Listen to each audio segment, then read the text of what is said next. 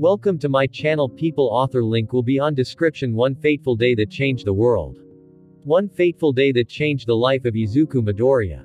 In a world falling into darkness, where only a few heroes stay true and where villains run rife, one boy who inherited a quirk that takes the quirks of others tries to change the world without any delay. Let's start the story. The hero killer had a point.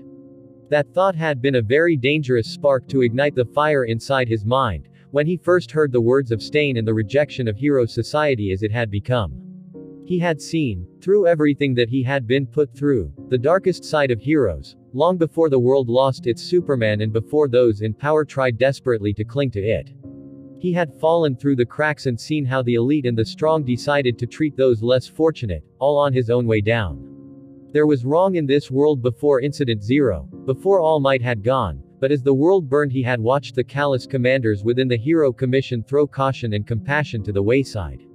He watched the rise of heroes who had so much to hide, and he found himself disgusted, wishing that someone would upset the balance and expose the corruption at the heart of everything, that someone would do their jobs properly for them. Then he saw a video of a man calling himself a hero killer, and he took his words to heart. It wasn't right. It wasn't fair. The entire country was wrapped in a cycle of forgiving the unforgivable when it came from a hero, and failing to recognize the commendable when it came from someone outside of those hallowed ranks. They had tried to create a world where those who showed true courage and selflessness to charge into battle and protect innocent people were decried as reckless criminals, while the corrupt and indecent continued to draw praise no matter what they did. Collateral damage and brutality were now being touted as useful tools in their arsenals. And yet, there was so much more that could be done if only there were more who would willingly gaze into the belly of the beast, and stand firm. No matter what the risk or the cost, they could achieve so much more if people were brave enough to stand as a vigilante and do the jobs that the heroes should have been doing. They could right more than a few wrongs, save people who had nobody else to turn to, make the most of the gifts they had been given and make the ones who pretended to be virtuous saviors pay for their lies.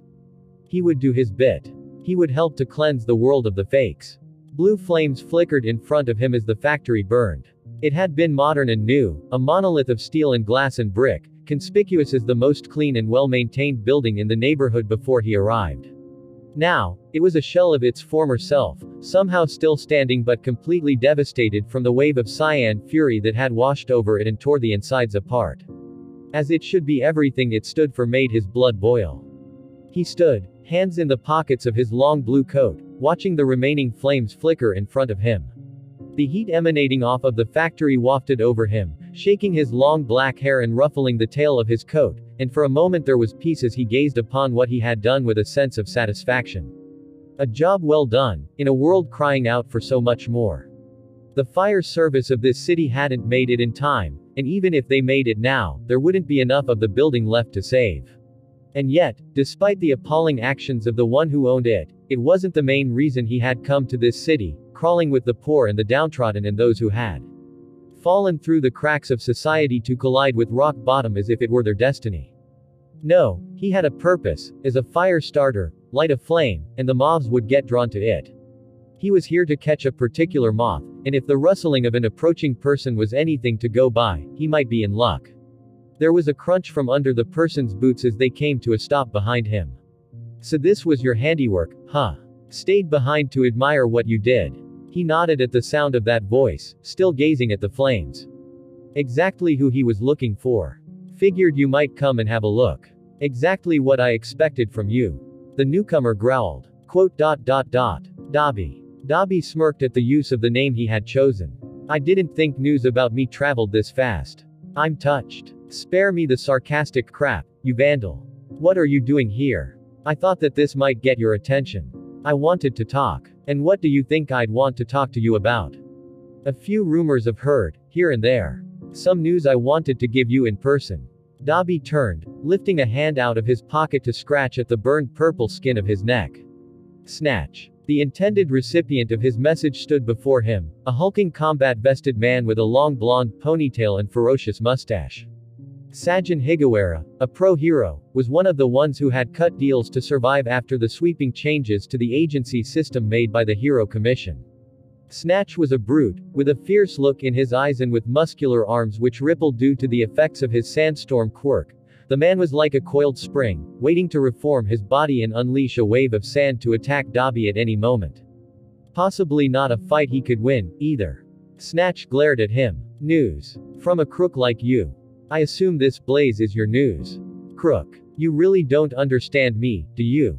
Dabi folded his arms and returned the look coolly. Tell me, who did this place belong to? I'm not in the mood for games, I am.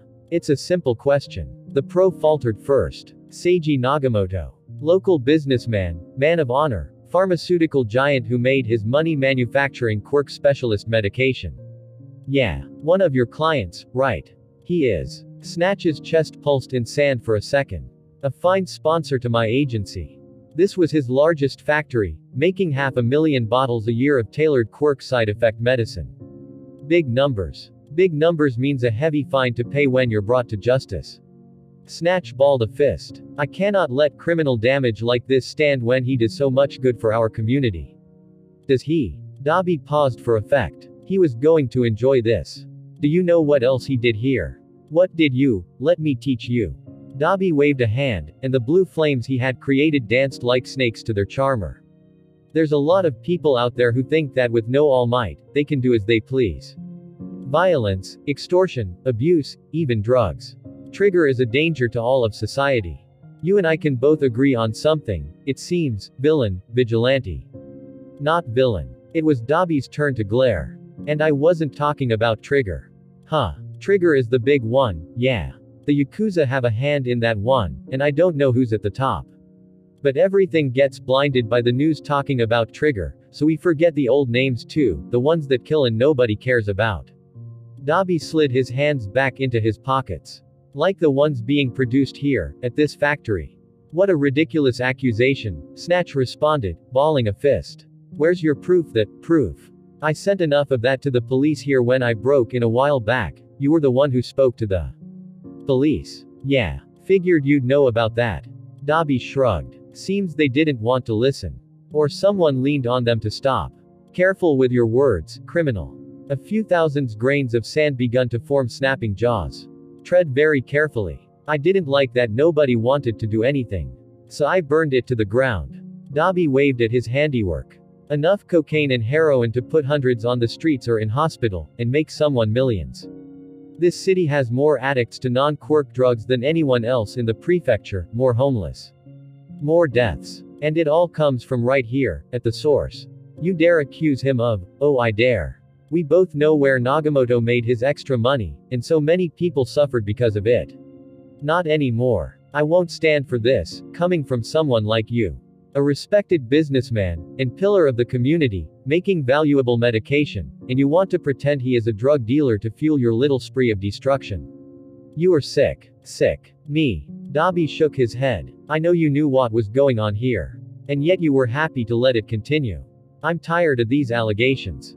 Snatch raised both of his sizable fists towards Dabi angrily. Surrender now, and you'll be in one piece when you get to prison. I'd hate to do more damage to you than you've already done, Patchwork Man. Threats, really? Hey, didn't you see? We don't have to hold back anymore. Snatch postured, menacingly, unheroic. Private heroes with no collateral damage laws to chain us down. I can go all out against someone like you, and the Nagamoto company just pays off any damage bill. You get to watch as the factory you worked so hard to destroy gets built back up, and Nagamoto gets to carry on as if you never existed. Nah. I doubt he'll be doing that.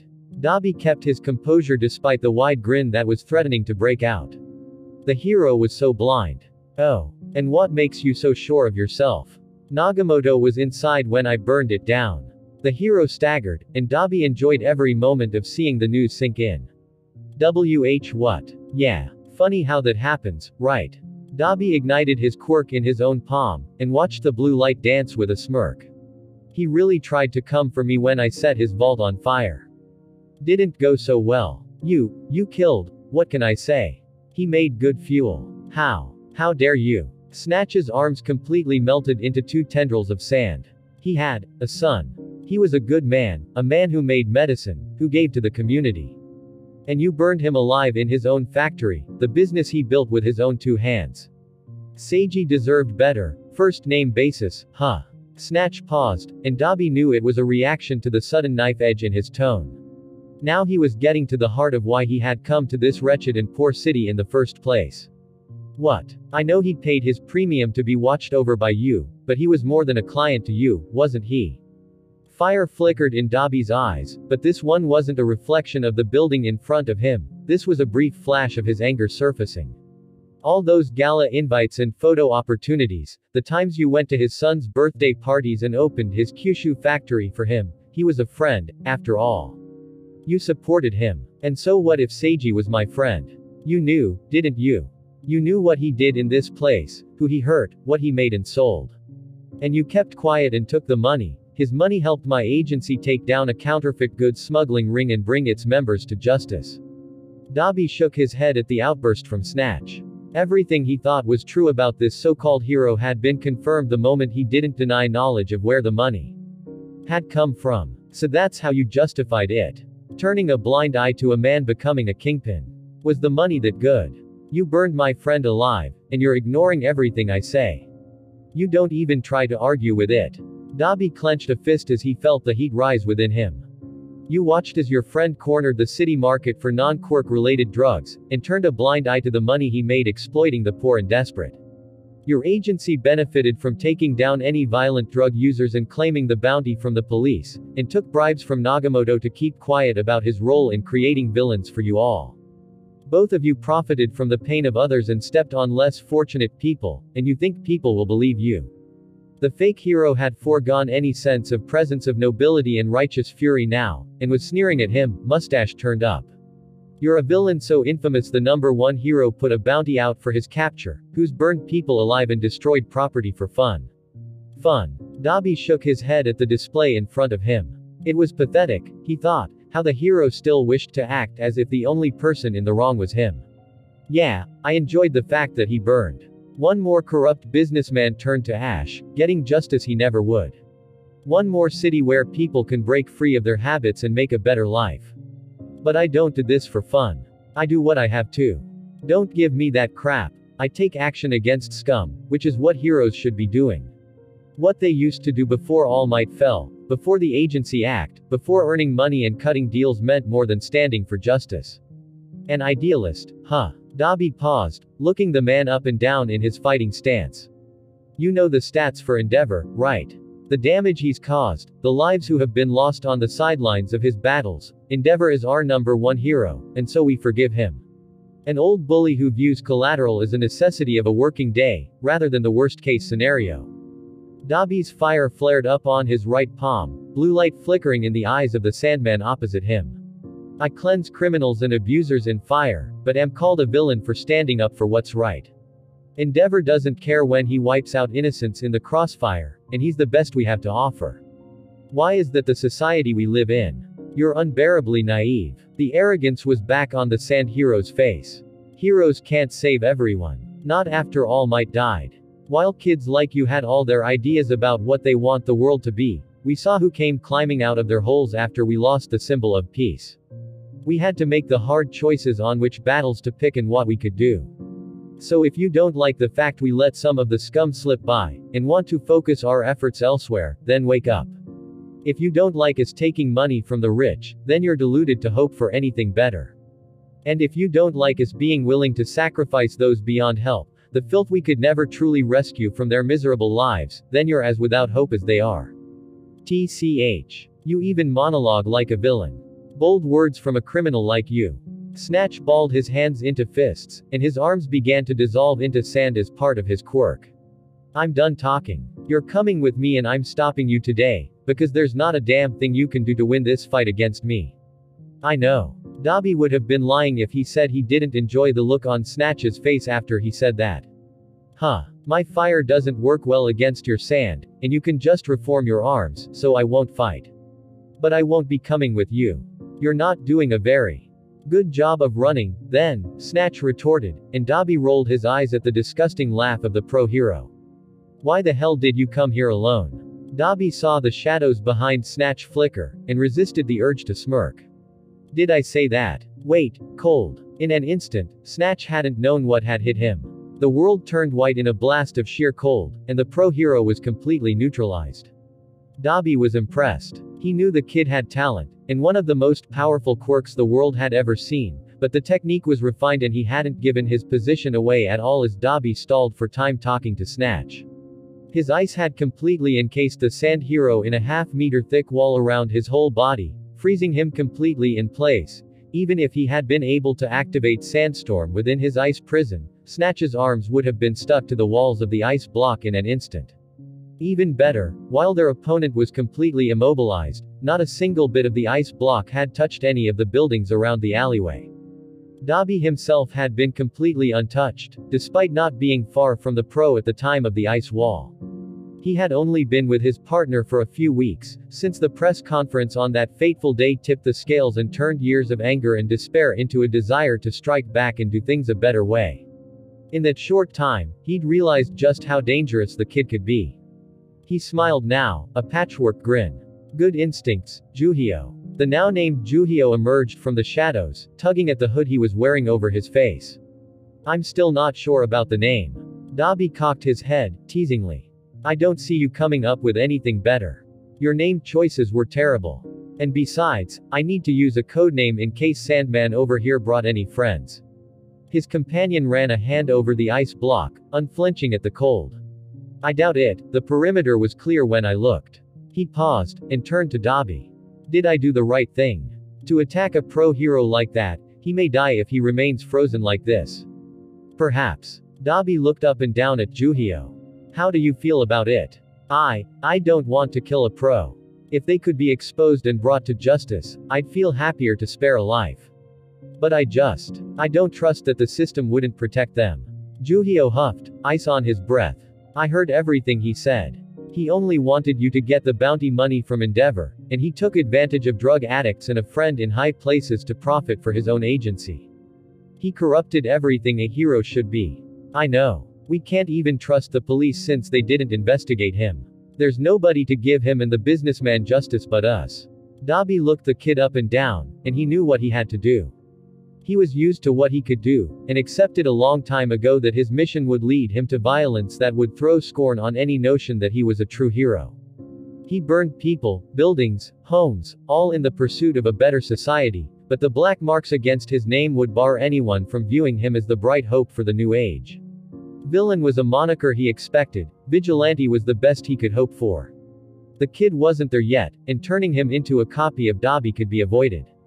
He could still be true enough, pure enough for this corrupted society to be a proper hero in time, and still be involved in the mission to cleanse it, one way or another. This was a better way. Dabi turned to look at the ice block next to him. Can you unfreeze his face? Huh. My fire would melt too much of the ice. Can you? Yes, but, do you mind? Sure. Dabi's companion touched the block of ice with his other hand, and slowly.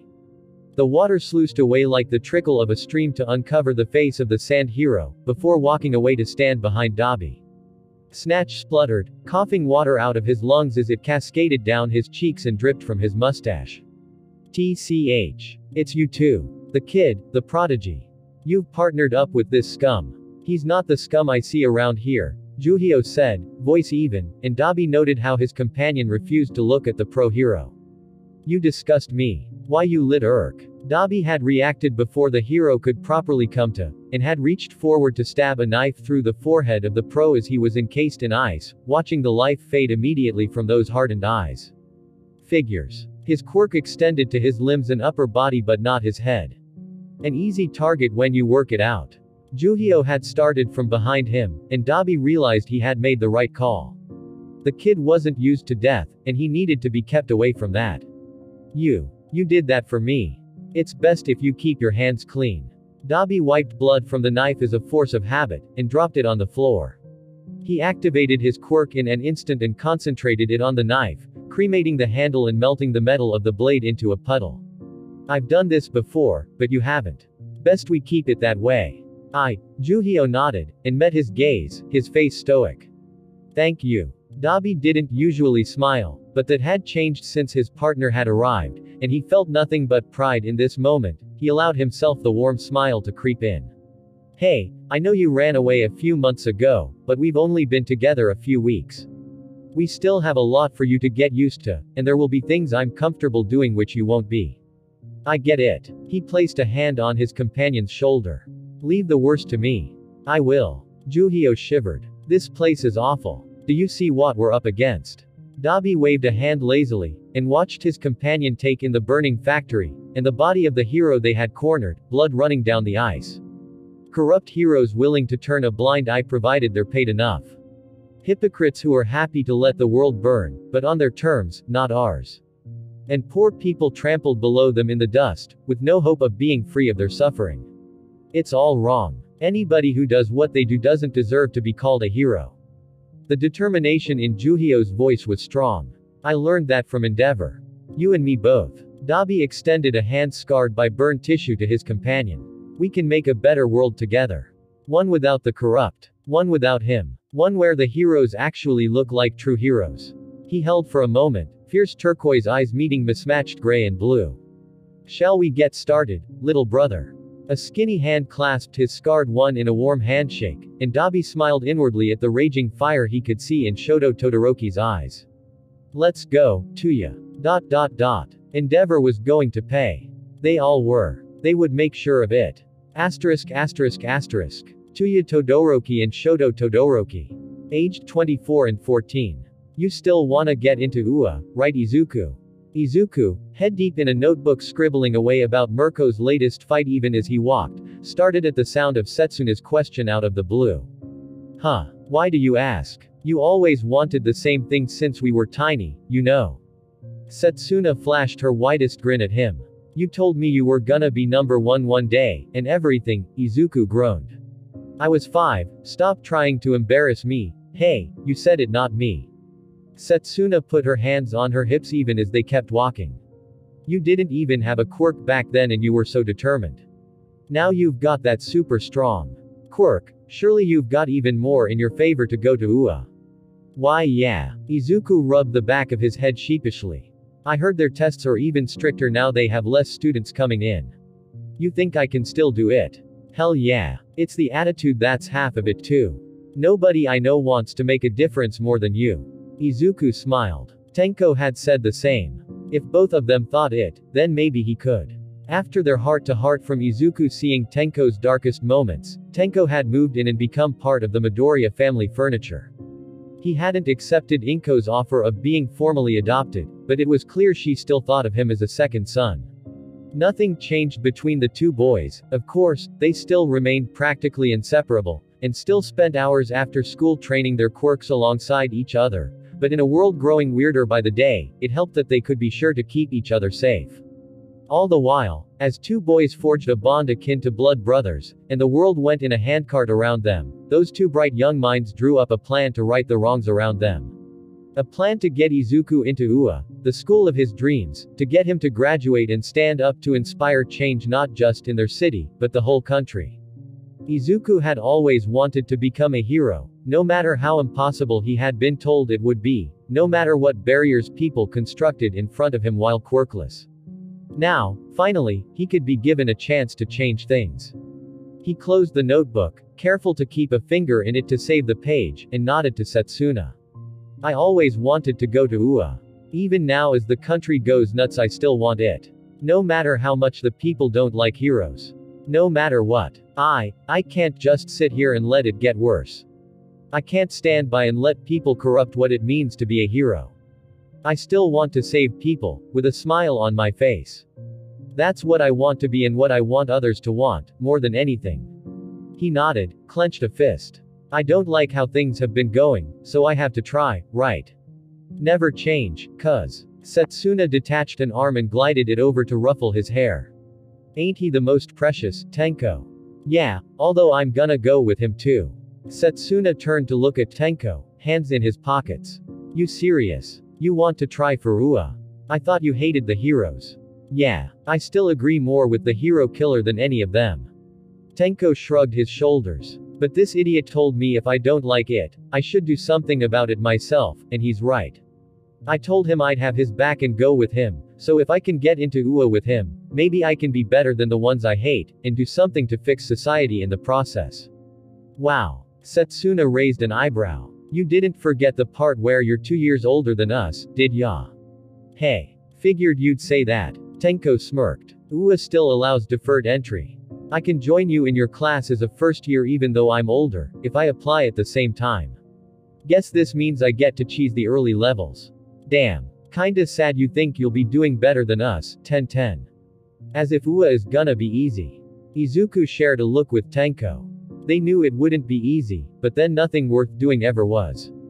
This was the goal they had decided to nail their colors to the mast for. For now, if things got worse or things got insufferable, they would have to reconsider, but if there was any hope of changing anything, they would have to lead by example, and show people there was a better way. We're ready. I know it. That's the spirit. Setsuna pointed finger guns at the pair of them. I'll get you both the application form tomorrow when I swing by too. See my friend at Fondo High. Aldera might not like heroes anymore but they ain't gonna stop us. Thanks Setsuna. No sweat. She stopped for a second, underneath a sign pointing to Tatooine Station. Say, why did you even come this way again? You stupid lizard. What part of you asking us to walk you to the station did you forget? When Setsuna had told them that she was heading away for a day and needed to leave Musudafu, Izuku and Tenko had agreed without hesitation to walk Setsuna to the station after their brief interlude of training. Not that she wasn't capable of defending herself in case any unsavory types came for her. Of course, Izuku had seen firsthand just how much Setsuna had trained herself and her quirk when she laid out a random vagrant who had tried to rob their group for lunch money one day. No, this was more of a reaction to the area being unfamiliar. Yakuza seemed to be more and more common around Musudafu, Isaha, Kamino and Tokyo these days. Not only that, but they seemed to be getting bolder, traveling around in larger groups, making their presence felt. If they were out there, then it was best to band together too, especially around a busy hub like Tatooine Station with so many unknown people. As they approached the busy intersection near the station and the formidable railway bridge across the road, however, something didn't seem right. There was a commotion up ahead and a few gasps and screams from people, almost as if a fight was going on. This in itself wasn't unusual. While it hadn't become a crime-ridden metropolis on the level of Kyushu or Isaha, Musudafu was seeing increasing crime which the police couldn't cope with entirely. Most of these situations could be ignored and passed by as someone else's problem. Most of these situations didn't involve the sudden appearance of a giant beast-headed man growing to the size of an office block in the middle of a busy intersection, right by the station. The ground trembled underfoot as the brute reached his full size, and gave a deafening bestial roar as if challenging anyone to come forward. Izuku saw the giant appear right before his eyes, veins pulsing and engorged, a hazy look in his eyes, and he knew this was trouble.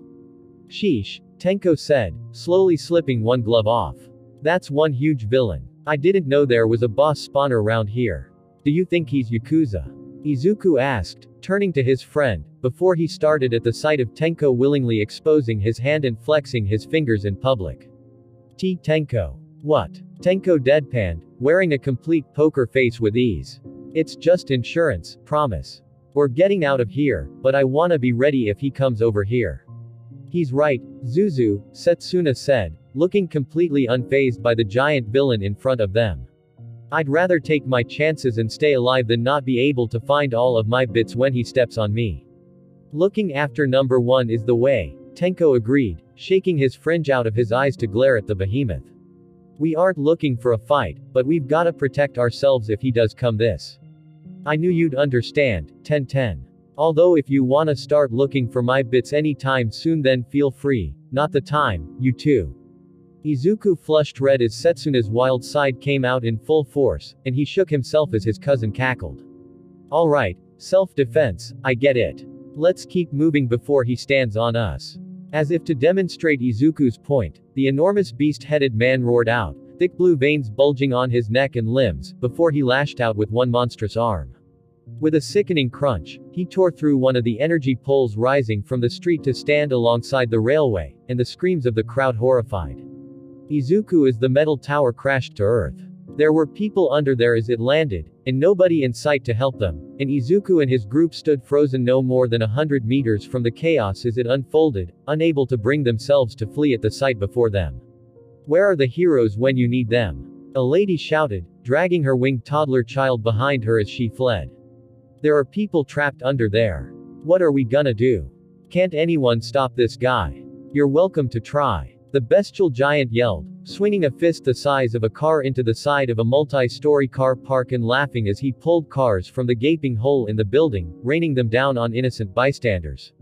What the hell happened? Tenko shouted, bracing his skinny legs as the ground shook from the footsteps of the villain and from the impacts. Why is this guy entering rage state here? Guy stole a handbag from a woman and took trigger when the boyfriend fought back so he didn't get beat, replied an older man in a business suit, as he ran past Izuku's group. He's on a fucking rampage, man. Trigger. That one word gave Izuku more of an explanation than any of the others. Trigger was a name that every kid knew, heard on the whispers of the dark sides of the internet and in the shadows of the alleyways you weren't supposed to go down. Quirk enhancement drugs like nothing the world had ever seen before. Trigger sent people almost into a berserker state with a rush of blood to the head and a boost to their quirk factor. It was a good high and a means to overpower anyone in a pinch. The Yakuza had taken to handing it out like candy as a reward for anyone willing to do their dirty work, and there were whispers as to people making money in the underworld arming low-level thugs with stockpiles of the drug to create their own instant food soldiers. The police just couldn't cope with how much of it was getting out there, or where it was coming from, and so villains like this with their pulsing blue veins pumped full of the stuff were all too common these days. Vile substance. No match for true power. He shook his head as that thought bounced around his skull. He had no idea where it came from. Guys. Yeah, I don't think I'm getting the train, Setsuna said, grimacing. Not good. I wanna stop him, but we can't, Izuku, Tenko said, staring at the giant man.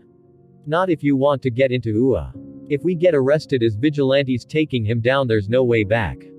He's right Zuzu. We've gotta go, no matter how much we wanna help. Izuku found himself grinding his teeth. Right. Izuku made to spin and run off. Let's get out of, thump. As Izuku span on his heels to get away from the rampaging giant, he found resistance as he ran into someone. They weren't particularly tall or broad, but he certainly wasn't expecting to have someone standing immediately in his space, knocking them to the ground and sending the stuff they were holding flying. Oh crap, I'm so sorry, he cried, picking himself up and turning to reach out a hand to the stranger. Are you? His hand was clasped immediately by a skinny, delicate hand, and his green eyes met piercing yellow eyes which took him completely by surprise for a second. In front of him was a girl, about his age, with messy blonde hair tied up in two buns and a wicked smile on her face. He found himself taking a breath for a second, and couldn't help his eyes roam over her face, taking in the fact that he could see two canines poking out in her smile like fangs. That was kinda cute. She was kinda pretty. Oh no. Not the time. Aw thank you. Such a gentleman. Izuku, going bright red at the thoughts in his head, flushed crimson at her response to him as she took his hand. I, she giggled as he pulled her up, and dusted herself off. Hee. Guess I should look where I'm standing next time, huh? What's your name? Ah. Izuku tried frantically to get his blush under control. Izuku Midoriya. Hi Izuku. Cute name. She flashed a brilliant smile at him. I'm Himiko. You live around here. Why yeah I apparently can't function when talking to a girl. Izuku started at Setsuna's voice behind him, mocking him. Huh. Setsuna why? She laughed, shaking her head. Picking up girls in the middle of a crisis. Geez Zuzu, time and a place. She smirked at the blonde. I'm Setsuna Tokage, his cousin, and grumpy over there is Tenko Shimura. We live around here, yeah, I'll answer for him. You local. Just moved here with my dad and big bro Shuichi. Then I'm sure we'll see more of you. Setsuna's smirk grew wide and lopsided. Going on his reaction he clearly thinks you're pretty, so I'm sure he won't mind if we hang out more. Wait, thank you. He's kinda cute himself. Izuku tried and failed not to break as Himiko came out with that. Is now really the time for this? Tenko groaned behind Setsuna, rubbing his face with his gloved hand. Can we just get out of here now, away from the miniboss wrecking the scenery over there? Relax, we're at a safe distance now, Setsuna said, waving him off. We should be fine around these parts if nerd face over here wants to do notes on his quirk. Tenko, tutting at her, reached down and picked up a notebook off of the floor. Speaking of that, Izu, you dropped your holy Bible. Huh. But I've got mine still. Izuku frowned, waving his own book at Tenko to prove the point. Whose is? Oh, that's mine. All three of Izuku's group looked over at the new girl Himiko, as she gave a little awkward wave and took the book off of Tenko. Huh. She almost looked bashful. I kinda was taking notes on the big guy over there when I made Izuku fell over. Sorry about that. Izuku's eyes were wide as saucers. I do that too. We can MRMPH. Tenko had placed a gloved hand over his friend's mouth, and groaned. Great, another quirk nerd. Keep this up and he'll ask you to marry him. Izuku shook himself clear of the hand over his mouth and glared at Tenko. Hey. What was that for? It's bad enough watching you try and flirt. I don't want to lose you to another classic Izuku mutterstorm in the middle of a boss fight. I'm not flirt. Look. Izuku didn't get to finish his sentences suddenly. Out of nowhere, a flash of brown swung over the heads of his group and the bystanders towards the villain, swinging on streetlights and telephone poles to get over the crowd and into the action. Other bystanders and commuters gasped at the sudden arrival, throwing himself through the air, before landing in between the crowd and the giant villain as if to present himself as a barricade. Have no fear, people of Musutafu. He's here. It's Kamui Woods. I'm your biggest fan, came a cry from the crowd, and the cheers intensified. The hero who had just arrived straightened up. Nobody would ever mistake him for another hero. No other hero in the country looked like a polished oak statue, with skin entirely made of wood, or wore a bundle of roses on their waist like an emblem. He was short, paling in size even to nearby bystanders, let alone the villain, but he spread his tree-like arms wide and made himself look huge as branches shot out like the tail of a peacock to make him look bigger, and protect those behind him. Kamui Woods glared at the villain, a frown forming on his wooden face. Stand down, sir. You've done enough damage here today. Hey, you really think you can take me on with that puny arbor quirk? This trigger shit is way out of your league, Woods. I'll crush you. Don't say I didn't give you the chance to come quietly. The hero shook his head.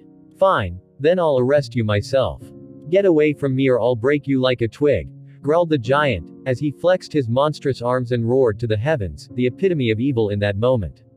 Not today, villain. Kamui Woods shouted, grabbing onto a nearby shop corner with an arboreal limb and launching himself into the air to go on the offensive.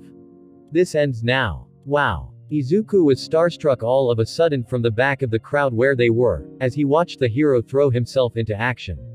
That's Kamui Woods. He's still a private hero, but he really works hard to ensure justice for all, and look after us all round here. He's making a big splash around here as a new hero for his work with the police. The blonde girl, Himiko, shot a look at him as she scribbled a few notes in a scrawl Izuku could barely read. So you're a fanboy, huh? Hey. You're writing notes too. Izuku blushed red again. Some quirks are really cool. Oh. She raised an eyebrow at him. Some quirks. Not some heroes. No. He paused for a second. I wanna be a hero, but I want to be a better hero than what we have. One that protects people and puts a smile on their face, one they can have faith in. Kamui Woods is like that, but we don't have too many of those these days. She looked at him then, with a strange expression on her face, as if something had piqued her curiosity. Huh. You really think you can do it? I hope so. Izuku smiled at her. Someone has to try, right?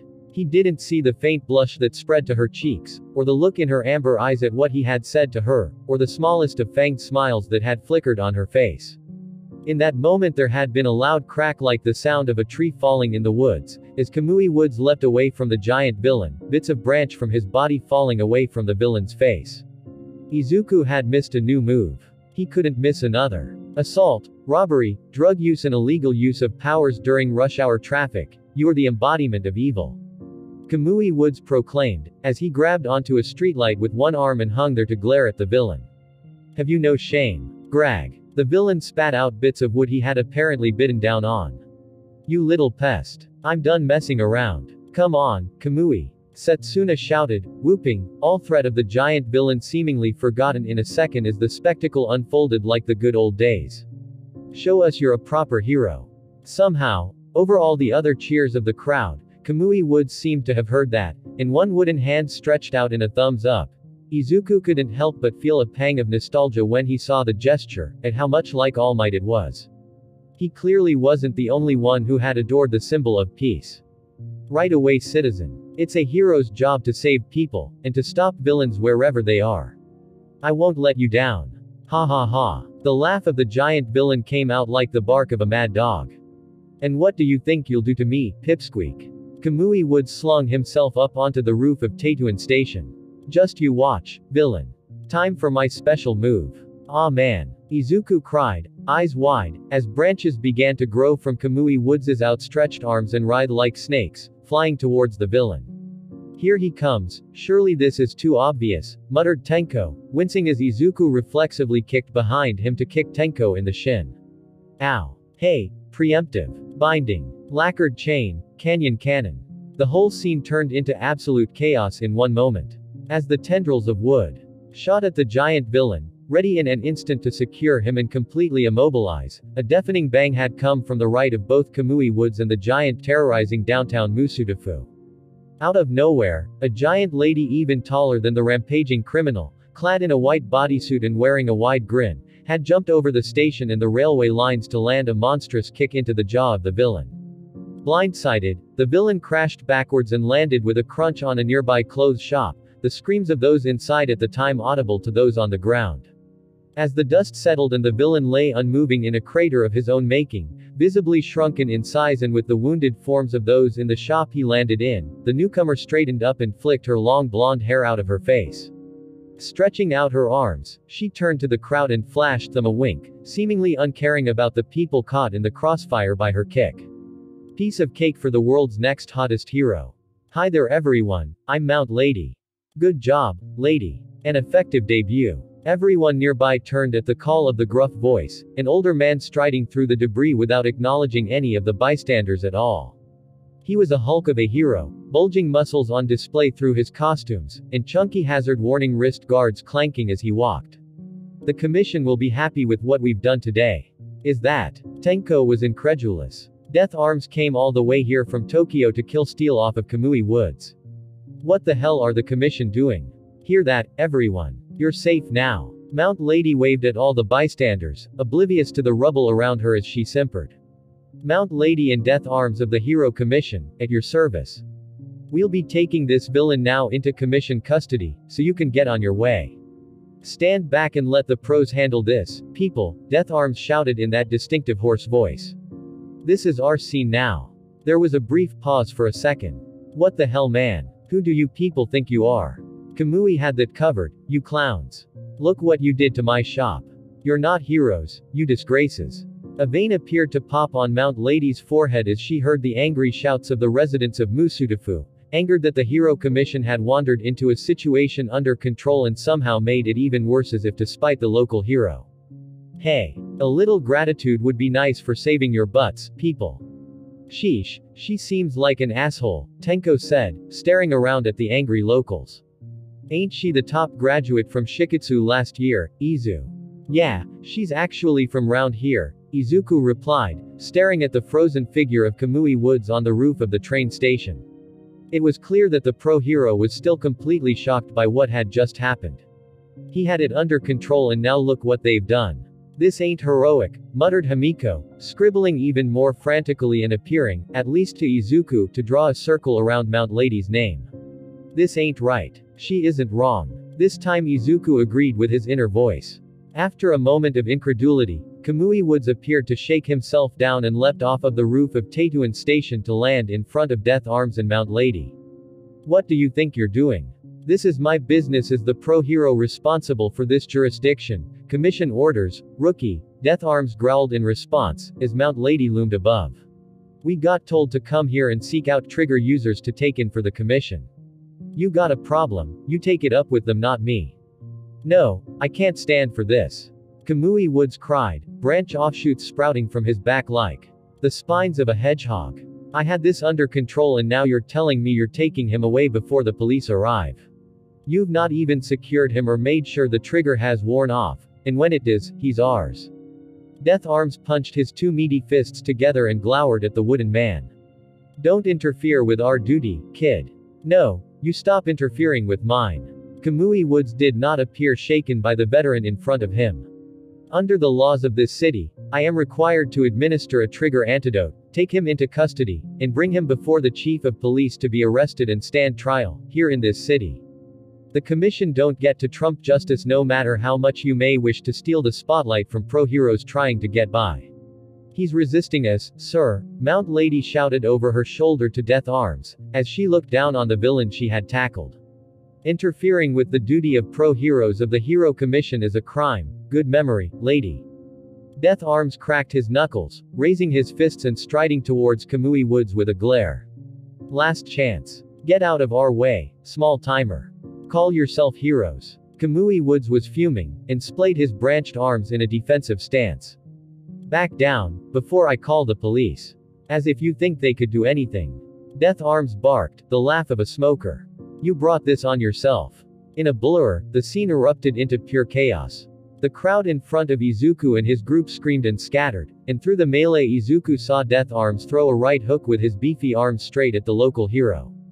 Kamui Woods reacted instantly, ducking underneath the punch and grappling with one wooden arm to wrap around the torso of the older pro and launch him away with a throw, sailing past Mount Lady and the fallen villain to crash through the front window of a nearby shoe shop. Watching her mentor be thrown away so easily by Kamui Woods, Mount Lady turned her back on the downed trigger user and howled at Kamui Woods, rushing towards him in a few earth-shaking strides to wind up for a kick. Titan. Lacquered chain tripwire. The bigger they are, the harder they fall. Faced with a charging heroine at least 10 times the size of him, Kamui Woods reacted instinctively in the only way he could, and Izuku marveled at the pro's ingenuity. Any direct attack from his branches would have been met by the sheer wall that was Mount Lady and would have snapped his branches as if they were nothing, so Kamui Woods used her own size and momentum against her. Pulling himself to the side of her charge and reaching out with one arm of solid wood, he turned it into a single straight barrier of wood and launched it across the street, burying it into the roof of a nearby shop. He was safe out of the way, and the Johnce's shins collided with the firm wooden trip hazard he had created, meaning that her charge had become her own worst enemy. She was going down hard. Wait. The harder they fall. Oh no. As Mount Lady yelled out and smacked her face on the side of another clothes shop, bloodying her enormous nose, she reached out with her massive arms and carved chunks into the side of an office block as if to try and stop her fall. She still face planted into the pavement with a thud that shook the whole neighborhood and laid Tenko flat on his ass, but now her massive hands had clawed out part of the building next to them, and rubble was falling onto them. Onto Himiko, stood frozen beneath a chunk of concrete the size of a piano, which would crush her in an instant if he didn't act. No. Air Force smash. He moved without thinking. Almost as if everything was in slow motion, he raised both his palms out towards the piece of rubble descending from the heavens, and felt black and red lightning crackle around his biceps, under his shirt. With a cry, he pushed with all the force he could manage in his palms, and inwardly breathed a massive sigh of relief as he watched the blast of air blossom upwards from his palm. Ripping through the concrete as if it were papier-mâché, the chunk of concrete disappeared into dust which rained down on all those in the alleyway, safe and sound from any injury.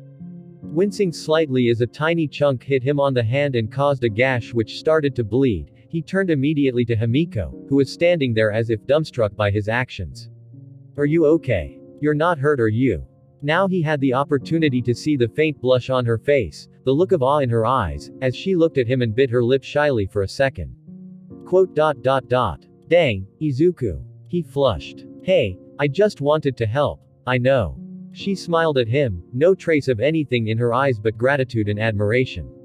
You kinda saved me. Thank you, Izuku. You there. The green-haired boy. Izuku was shaken out of the brief moment in which he got lost in the amber eyes across from him by the sound of Kamui Woods' voice from the street, and turned to see the pro staring at him with wide eyes. Was that your quirk? The air blast just then. Izuku hung his head. He had been seen using it in public by a pro hero. This was trouble. Why yeah, Izu. Tenko hissed from the floor, alarmed. What are you doing? You can't go admitting that just like that. Well done.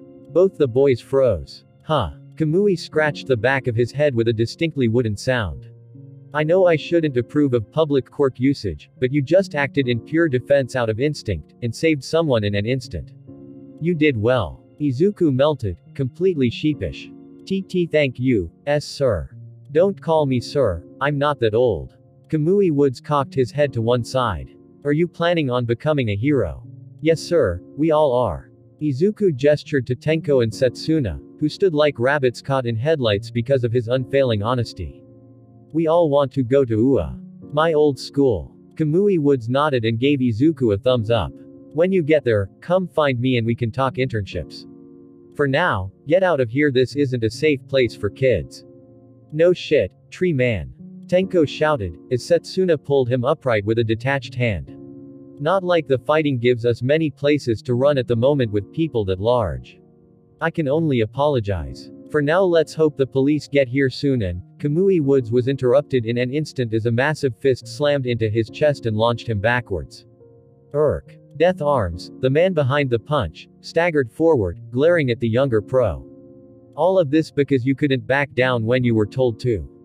You're lucky you have good sponsors, kid, because you're a sorry excuse of a pro hero. There are kids here. What do you think you're doing? My job is a hero of the Hero Commission, the punching hero growled, before turning to glare at Izuku's group. Get out of here. This is between heroes. That's right. Mount Lady had pulled herself upright and now towered over the group, staggering slightly on gigantic legs.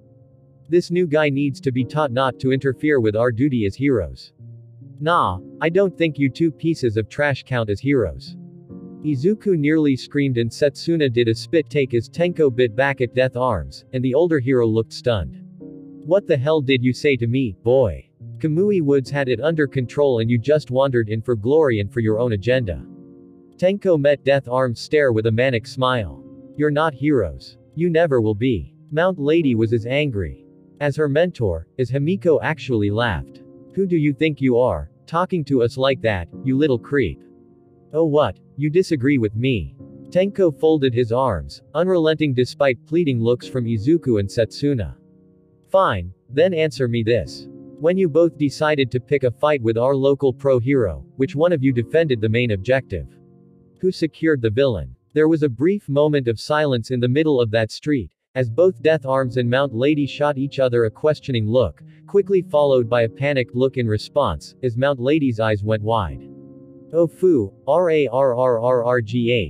In the blink of an eye, Death Arms and Kamui Woods were sent flying by a colossal foot, punting them into the side of an abandoned taxi nearby, a kick worthy of the most ferocious games of football that took them out of commission immediately.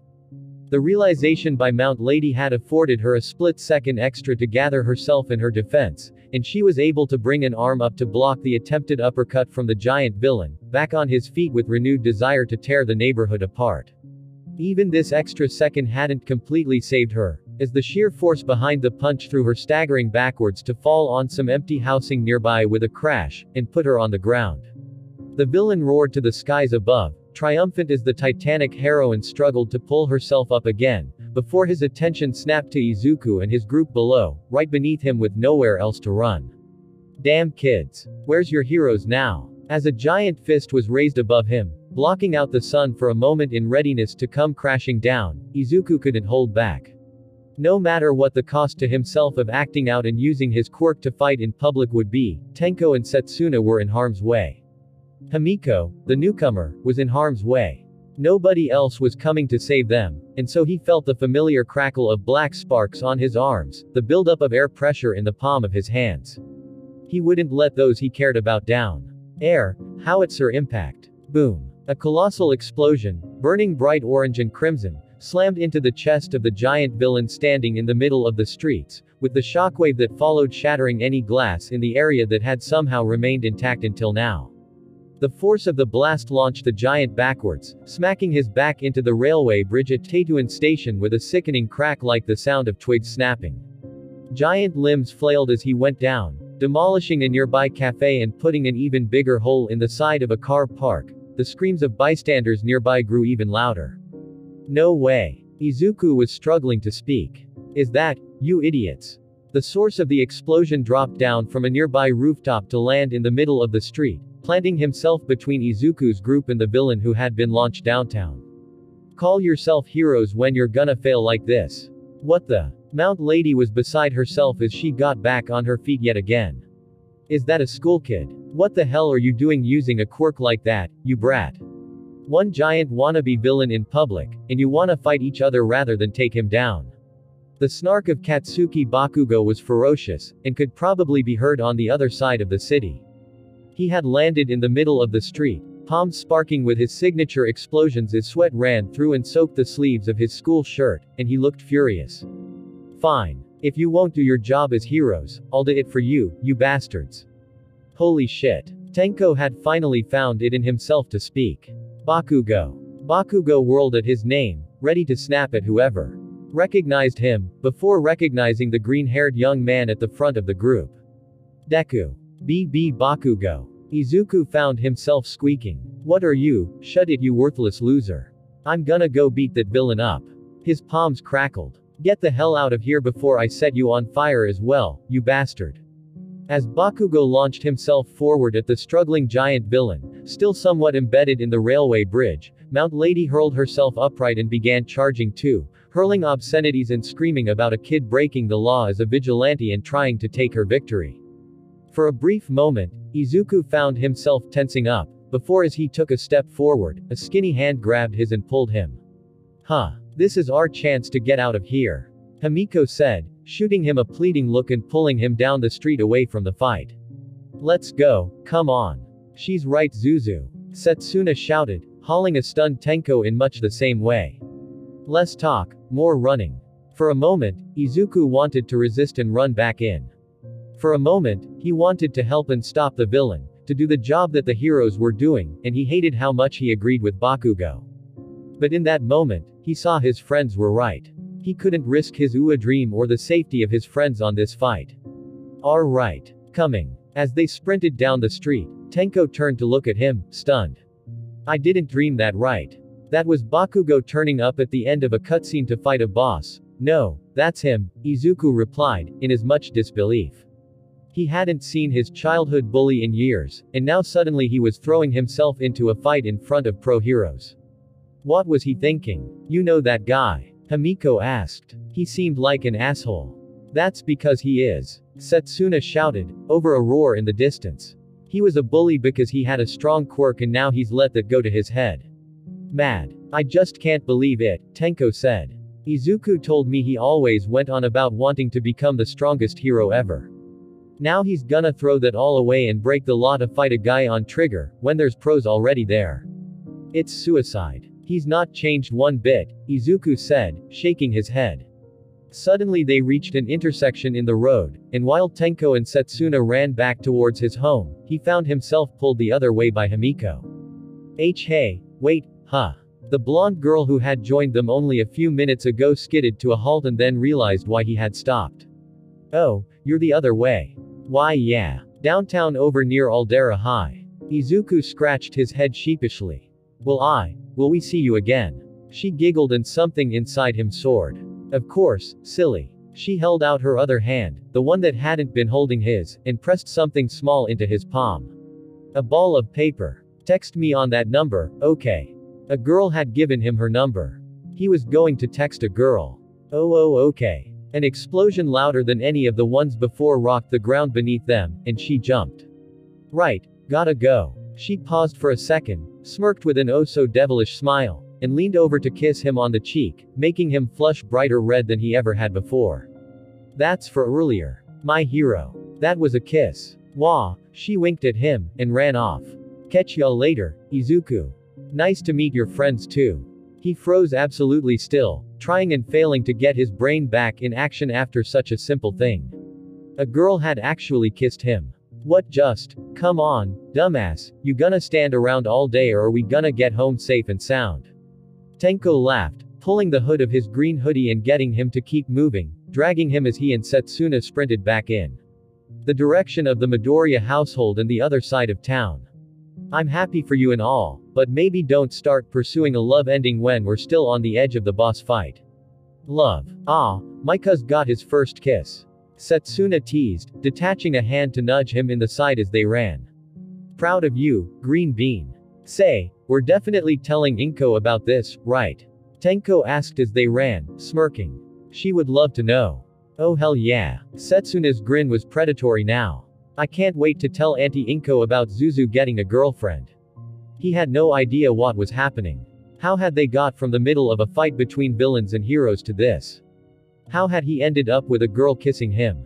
How had Bakugo ended up turning up in all of this?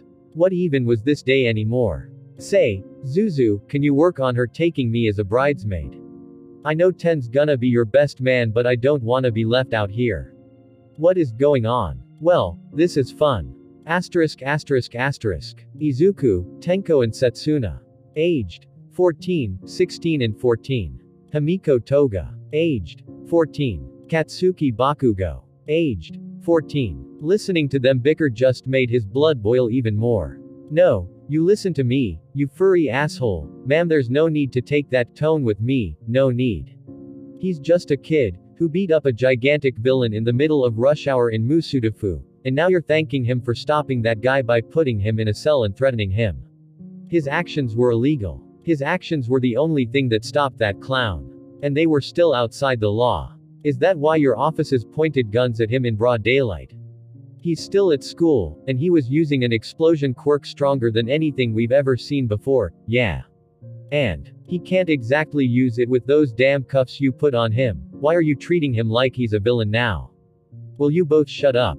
Katsuki Bakugo slammed his hands down on the metal table and punctuated his feral yell with the clanging sound of the quirk-suppressing cuffs on the tabletop, making the police officer bickering with his mother leap out of his skin on the other side of the table. What am I, chopped liver? Talk to me like I'm here, damn it. His mother Mitsuki sat beside him on a metal chair, shot him a filthy look. Katsuki, dear, I'm just trying to teach the lovely policeman some manners. He doesn't give a shit, mom. Katsuki huffed, glaring over at the police officer who was doing a terrible job at hiding his apprehension on that stupid feline face. Whiskers had been nothing but an asshole since he had been dropped into the cell to be interviewed, and since his mother had turned up. Nothing I say is gonna be good enough for him. Whiskers bristled. Sorry might be good enough if you felt like volunteering that, young man. He wouldn't be apologizing anytime soon. He wouldn't have meant it if he did say it. Katsuki had had a shit day from the moment he got into school. The teacher of his new class had started the day by telling them that a kid had gone missing. He was used to the announcements that kids had moved away, or that someone wouldn't be in school. He had even gotten used to the idea that in a world where the Yakuza and the gangs had gotten more powerful, sometimes kids disappeared and wouldn't make it into school. But this was different. This was a friend who had gone missing. Tsubasa wasn't someone he saw much of anymore, after the school had made him move classes and tried to rein in his fiery temper, but he was a friend from when he was growing up. The idea that he had gone missing, and that he wouldn't see that little fat bastard's smug face walking in the mornings, had hit close to home. The world, he had decided, was fucked. He had walked home from school that day, kicking a can along the dusty streets past derelict shops that had been thriving back in their heyday, furious at the world for what it had become. Back in the glory days, All Might was king, the strongest around. None of the scum of the world dared to even raise their heads above the surface for fear of the righteous justice that would be headed their way, for daring to challenge the status quo and undo the work of the symbol of peace. Now, they were happy to do as they pleased, and the heroes. Half of them retreated into the Hero Commission and left the criminals to their own devices, and of the ones who remained independent, the true heroes had to contend with those who grabbed money and took dives and turned blind eyes to the ways of the New World Order. It wasn't right. Katsuki would be the first to say that he wanted to be a hero even stronger than All Might himself. His drive to become the strongest and stand proud atop the pile, a king among kings, had remained with him even after that awful day, when he had seen his idol give his life to take down the faceless villain, when he had seen them load All Might's body into the back of an ambulance to take it away. Every opportunity he had been able to get to train himself and his quirk, he took. Every new move he could practice or weight he could lift, he did. All Might may have been gone, but that was even more reason for him to become the strongest to fill the gap that society had left behind. And then he had heard the screams from Teituan Station as he walked home. Katsuki had used explosion to launch himself skywards and watch the carnage unfold with bated breath from a rooftop nearby. He had shook his head in disgust as he watched a drugged-up trigger-happy giant ransack the area, and had turned to leave as Kamui Woods arrived, before watching two idiots from the Hero Commission calling themselves heroes fuck it all up. The heroes weren't helping the people depending on them, and they weren't even fighting the villain, they were fighting each other. He couldn't watch that. All Might always saved people. He always beat the villain, but Katsuki had realized over those long years of watching the world suffer without All Might that it wasn't just that simple. All Might went above and beyond the call of duty to pull the last victim from the burning wreckage, to use his strength to ensure that nobody was left behind. He couldn't become the strongest and call himself the #1 hero just by beating villains alone. He had to save people too. So he moved without any thought as to the consequence of his actions, and sent himself into the fray. Katsuki Bakugo, towered over by a berserk titan, standing up when heroes failed to do so and raging for a better future. He hadn't stopped when he'd seen that little thief Deku, the one who caused so much trouble. Deku wasn't worth it, and there were more important things to do. He hadn't stopped when the giant heroine had screamed he was breaking the law, he just didn't care. If nobody else would be a hero, then he would stand up and do it himself. One giant howitzer impact to the jaw later and he had laid the villain unconscious.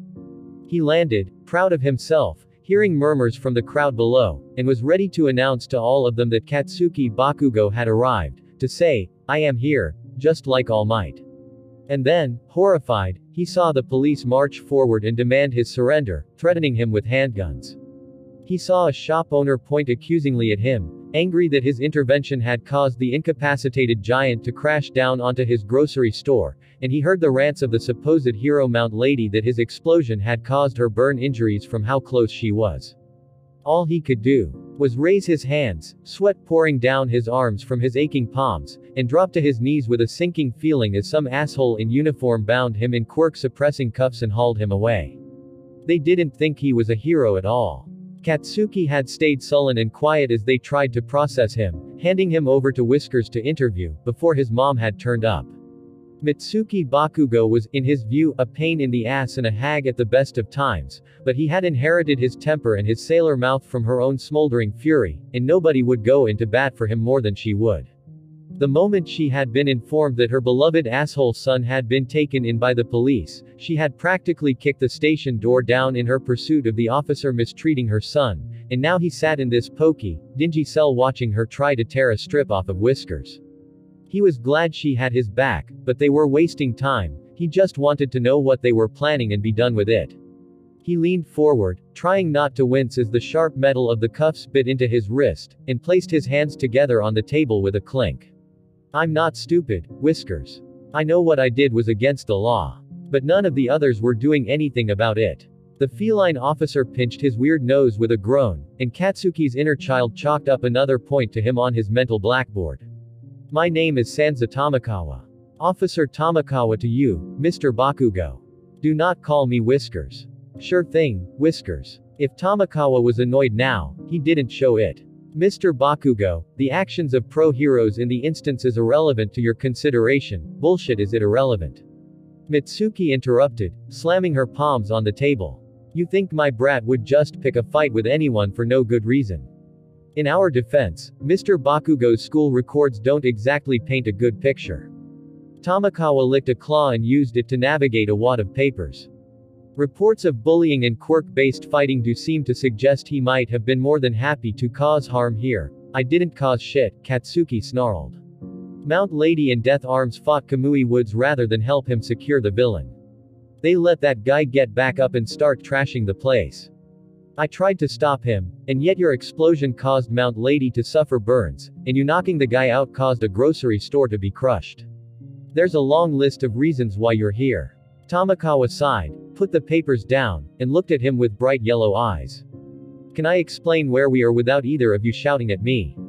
"Sure." Mitsuki glared at the police officer. "I just might wanna kick your ass afterwards." "I have no doubt of that," the feline said dryly, shuffling the papers before looking at Katsuki. "I'm sure you understand that regardless the arguments over the necessity of your actions, the Hero Commission and indeed the police are required to investigate all vigilante activities which take place. We do not support unlicensed vigilantes taking the law into their own hands, no matter the perceived need. You acted against the law, Mr. Bakugo. And if I hadn't. How many do you think could have died, Whiskers? Katsuki wasn't even trying to get the growl out of his voice now. He was pissed. Was I supposed to let them die? A philosophical question is, unfortunately, only that. You might see it as your moral duty to act, but the law is tightened by the Hero Commission in recent years states in very black and white terms that it is illegal for you to act. I just wanted someone to beat that guy, and to go home. Katsuki banged his fist against the table with a clang. And you're treating me like I'm a villain. Just for trying to be a hero. It's not just that, Mr. Bakugo. Oh, what now? His mom was fuming. Can't you see you're doing enough damage? Whiskers looked pointedly at him. You'll no doubt be aware that in recent years, the Hero Commission rolled back their laws on collateral damage to enable heroes with more destructive quirks to operate more effectively, without fear of retrospective legal blowback. Yeah. And those laws apply to pro-heroes in the line of duty. Whiskers paused. You are not a pro-hero. No shit. Indeed. You are a student at Aldera Junior High. Whiskers shuffled the papers. The shop owner wants payback for the destruction which was caused. He is aware you are a school student from the uniform you were wearing when you decided to fight the giant villain head-on, and knows you are not a pro-hero. There may be other neighbors who are grateful that you stepped in like you did, no matter whether or not it was legal, but this gentleman is not happy, and wants compensation. If that is something your family can't afford to offer him, then he wants to press charges for criminal damage. Again, as you are not a pro-hero, the legal defenses for collateral in the line of duty do not cover you. You're fucking kidding me. His mom clenched a fist. We can't afford that. What? Sell the house and become homeless, or let my son be prosecuted for trying to help? What sort of bullshit mess do you wanna put us in? There is still more. Tamakawa held up a paw and somehow, perhaps out of incredulity at the rude gesture, it silenced Mitsuki. Mount Lady wanted us to arrest you for assaulting a pro-hero in the line of duty, which is a substantial crime carrying a lengthy prison sentence in a high-security facility even for minors. Or you will be pleased to know, Whiskers shouted, cutting off Mitsuki before she could explode, that we have spoken to some key eyewitnesses, not least the pro-hero Kamui Woods, who confirmed that any burn injury suffered by Mount Lady was self-sustained and entirely caused by accident when she tried to tackle you as you took the villain down. Oh. His mom was seething. Then why bring it up? Because unfortunately, punishment in this complicated system of pro-heroes and police and Hero Commission heroes is not solely within our remit anymore. Whiskers paused, and when he looked up again Katsuki was shocked to see a look of sympathy on his stupid furry face. We aren't pressing charges. But the commission has power too. Regardless the outcome of any of the rest of this, I am sorry to inform you, Katsuki Bakugo, that the Hero Commission has issued an order to all hero schools in Japan to not take you on as a hero course student. The news hit him like a sledgehammer and made his blood freeze.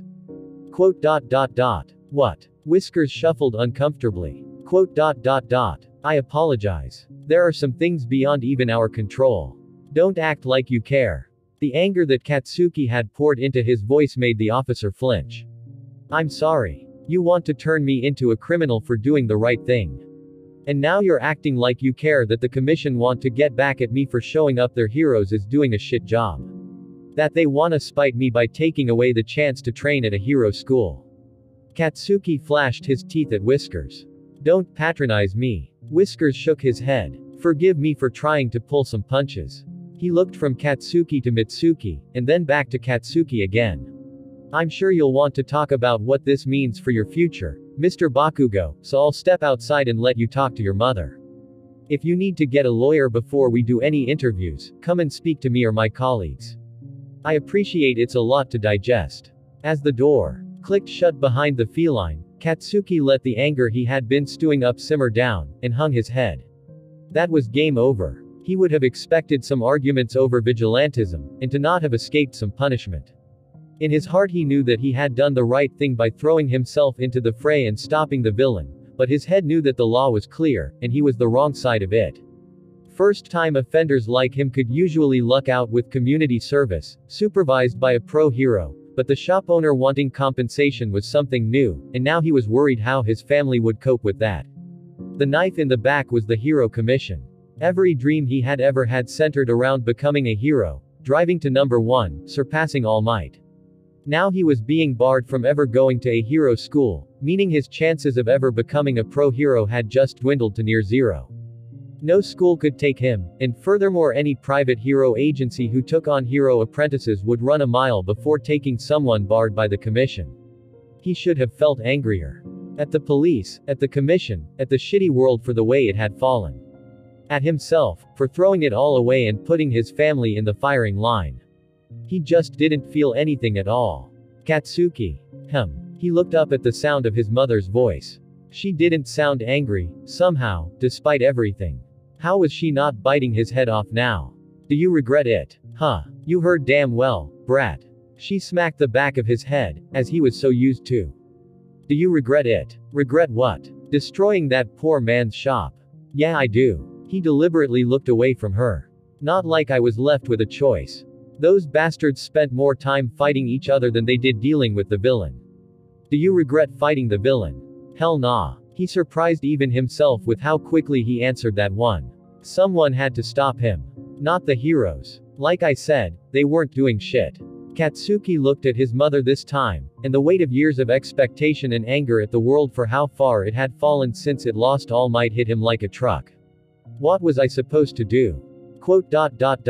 Exactly what you did. Of all the things he expected to hear, that was not it. She looked at him with a grin that made him realize just how much he took after her. I'm proud of you, you know. Why? He looked away from her. At the two-way mirror he was sure Whiskers was lurking behind on the other side. I'm not gonna be a hero, hag. You idiot. You already were a hero today. She placed her hand on top of his cuffed fist.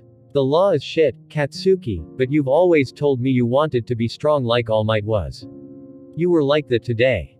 They don't see it like that. Katsuki gritted his teeth. For some reason they hate any vigilante who fixes the shit heroes make as if they're scum. I act out to try and save people, and they're never gonna let me into Ua or Shiketsu because of it. And now because of that damn shopkeeper you guys are gonna have to sell up to pay off my shit. You know Masaru earns enough from designing hero costumes that isn't gonna be an issue, brat. She jabbed an elbow into his side. Your dad and I won't have to sell up. We'll lose some savings we were putting aside for you to get a place, but we'll get through that. Seriously. Hell yeah. She scowled. It's fucking unfair. Mount Lady and Death Arms failed that guy, but they're protected, so the shopkeep goes after you as an easy target. Not cool. You got that right. Katsuki, uncertain of himself for the first time in a while, looked back at her. You're not mad at me. You idiot. She ruffled his hair and he instinctively arched his back and scowled, trying to get away from that. She knew he hated that sort of affectionate shit. I'm mad at literally everyone else but you. They just better be glad I don't have your quirk. He laughed, despite himself, and felt some weight lift off his shoulders. Whiskers is scared enough of you as it is. As if paranoid that he had been mentioned, the door to the cell opened again and Whiskers came back through. Katsuki straightened up in an instant, and realized that the feline-headed man looked dazed, almost stunned. Mr. Bakugo, you're a very lucky young man. Oh, this was new. Whiskers cleared his throat officiously. It appears, while we were talking, you have earned yourself a very powerful benefactor. Excuse me. Mitsuki leaned forward, unimpressed.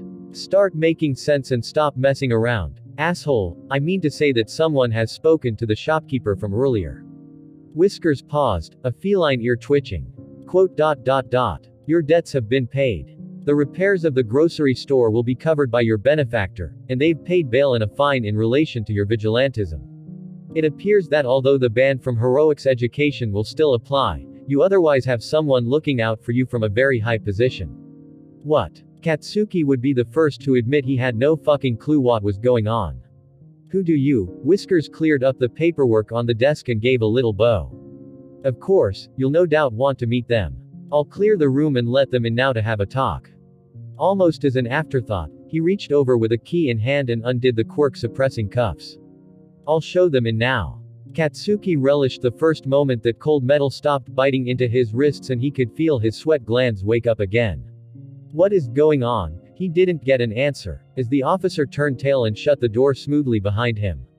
I'm fucking lost. Me too, kid, Mitsuki agreed. Did your dad get here early? The door swung back open at that moment, and Katsuki Bakugo realized that his father had not, in fact, come to bail him out. Nothing could have prepared him for the sight in front of him as the towering man closed the door behind him with a resounding thunk. There was nobody else in the world like him, and nobody Katsuki could mistake him for.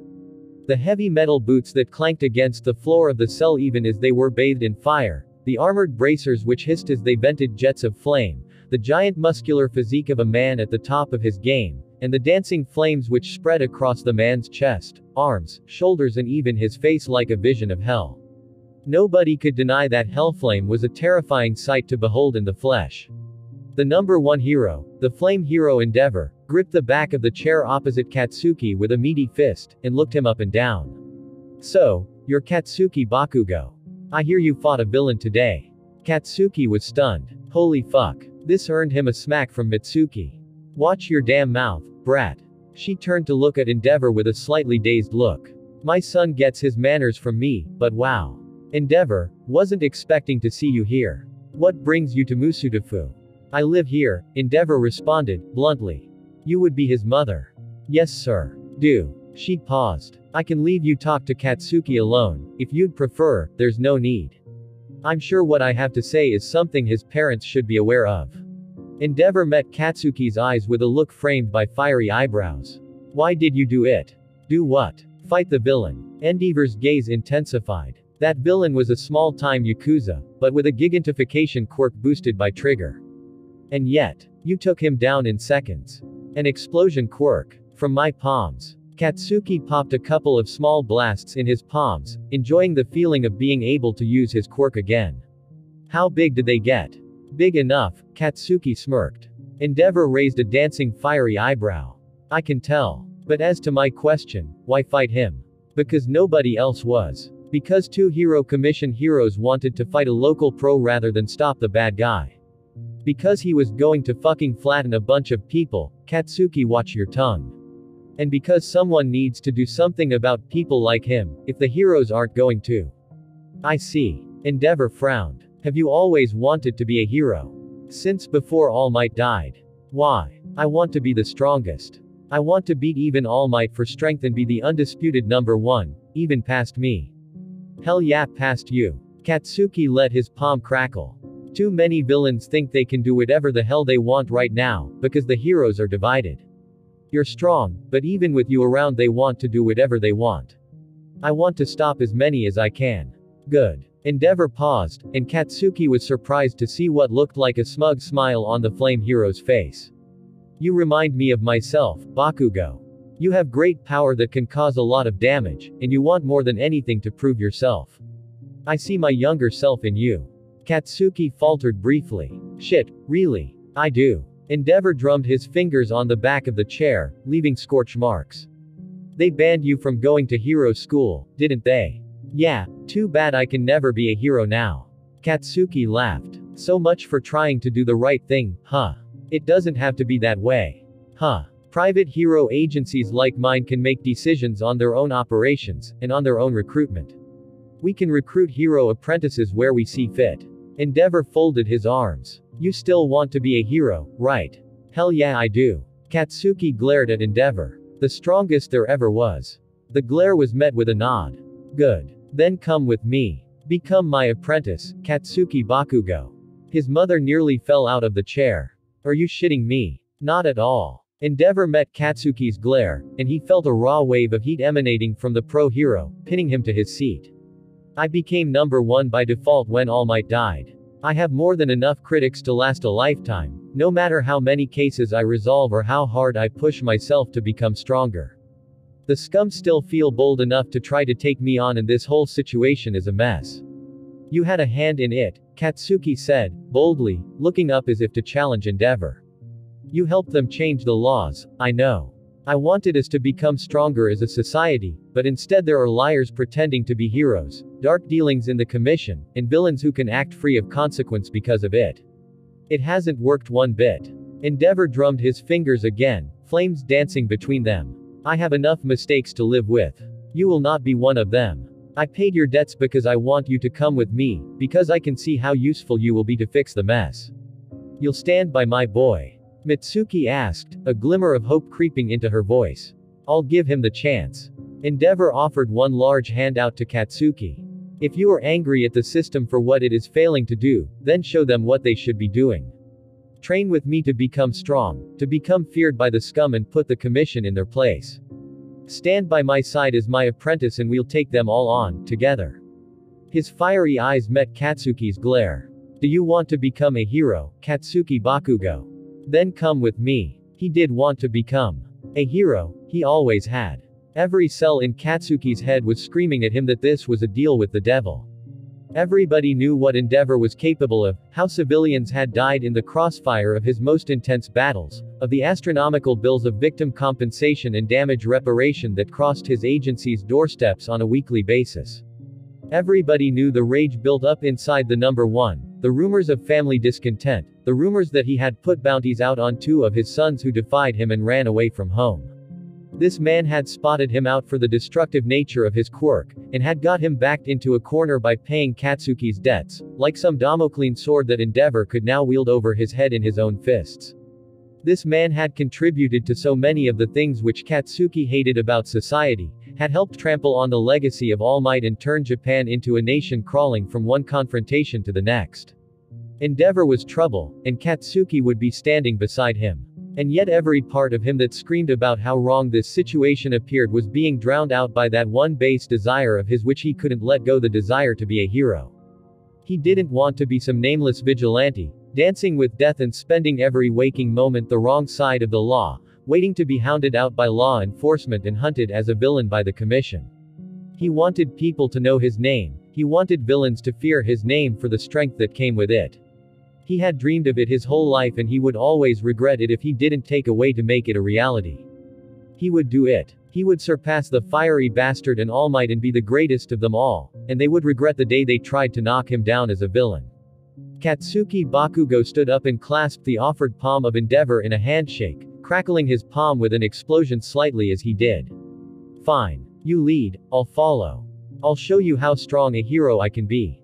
Endeavor grew a diabolical grin, wreathed in hellflame. Good. Then let's get started, shall we? Asterisk asterisk asterisk. He's got the boy. Rikiya Yatsubashi, Re-Destro, opened his eyes as he pinched his nose in thought, and looked over to his right at the woman lounging in his office armchair, tapping out a message on her phone. You're certain, Curious. Chitose Kazuki, known by her Meta Liberation Army codename of Curious, waved a strand of lilac hair out of her eyes and fixed Re-Destro with a smug smile on her pale blue lips. My sources never fail. Endeavor has taken on Katsuki Bakugo. Such a strong meta ability, in the hands of a child spurned by the system. And now, the apprentice of a hero whose agency is on our payroll. Re-Destro steepled his fingers and grinned. This will work to our advantage indeed. We win either way this goes, I assume. Curious asked, a spark of amusement in her deep black eyes. Of course. Re-Destro flipped through papers he had been passed by Curious, bearing the sigil of Aldera Junior High. A violent young man with a superiority complex and powerful destructive meta ability, taken on by a pro-hero with tendencies likely to enable and exaggerate that. A very potent mix. So we hope that one enables the other.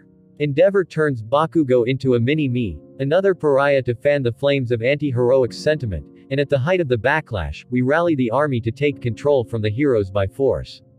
Indeed. But even if we end up with 1 or 2 perfect heroes out of this union, then we can still make it favor us with a little spin. Re-Destro met Curious' inquisitive gaze with a smirk. They will go after the commission, of that I'm sure. Bakugo will despise them and Endeavor will want to ensure they stay out of his way. Either they succeed, Curious hypothesized, and the army uses them as an example, 2 heroes with destructive meta abilities who are able to succeed because they can use their abilities freely, and why shouldn't we all feel that? Or they fail, and we martyr them to rally the army against the tyrants in the commission who want to stifle anyone with strong meta abilities. How could we let that injustice stand? Your front page stories are writing themselves already, Re-Destro said, with great mirth. I couldn't agree more. I'll watch the 2 of them with great interest. Curious stretched, cat-like, in the armchair. Did you still want details on the villain? It's taking a little more digging than I thought. The villain is of no consequence, Re-Destro interrupted, waving her off. But the trigger. I've never seen a variant so effective at enhancing the meta ability for prolonged periods without affecting mental capacity. The supplier. I'll work on it. Curious flashed him a white smile as she rose. A potential business partner. Someone we may have use for in future, if they make a supply that good. Redestro flashed her the L gesture of the army. Good work, Curious. She returned the L in kind. My pleasure, Grand Commander. I'll be in touch. As she departed in the lift, Redestro returned to looking at the school report of Katsuki Bakugo with great interest. How unusual a development. I look forward to seeing your growth, young Bakugo, *****. Well, what do you think? Himiko Toga rocked on her heels and flashed a fanged smile at both occupants of the lounge in the new house they had finished setting up in Musudafu. Both Spinner, currently lying prone on the sofa with scaly brows raised, and Stain, lanky frame currently curled into a raggedy armchair he had claimed as his own throne, had been listening to her attentively as she finished her report on the day's events at Teituan Station. Now, she would be lying if she said she wasn't nervous. The cheerful smile on the outside didn't quite meet the eyes, and she was rocking a little with expectancy. Neither Stainy or Big Bro Shuichi had said anything as she wrapped up explaining, as Stain pored over her notebook she had been scribbling and looking for gold, and she was starting to get a little worried she had missed something. Spinner was the first to speak up eventually. Hey boss, I think one of us has to have the talk with her if she's into this boy. Stain chuckled and snapped the book shut. You're doing that, not me. I have no idea what I'm doing. He paused. You intend on seeing this Izuku boy again, Himiko? She shuffled, a little embarrassed. Hell yeah, she wanted to see him again. Yeah, I do. If that's okay. Just don't give too much about us away. Stain paused. Your comments on what he said about becoming a hero were interesting. In future I may wish to meet him. Convictions like those are easy to fake, but if those are genuine, he does interest me. He interests me too, he's cute. Himiko paused. Maybe with a little more blood he'd be improved. Ooh, do you think he'd let me drink it? Spinner, drinking water at the time, spat it out.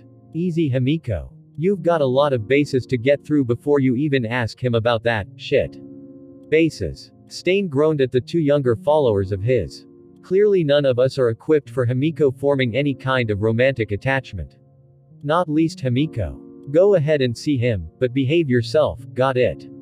She giggled. I've got this, don't worry.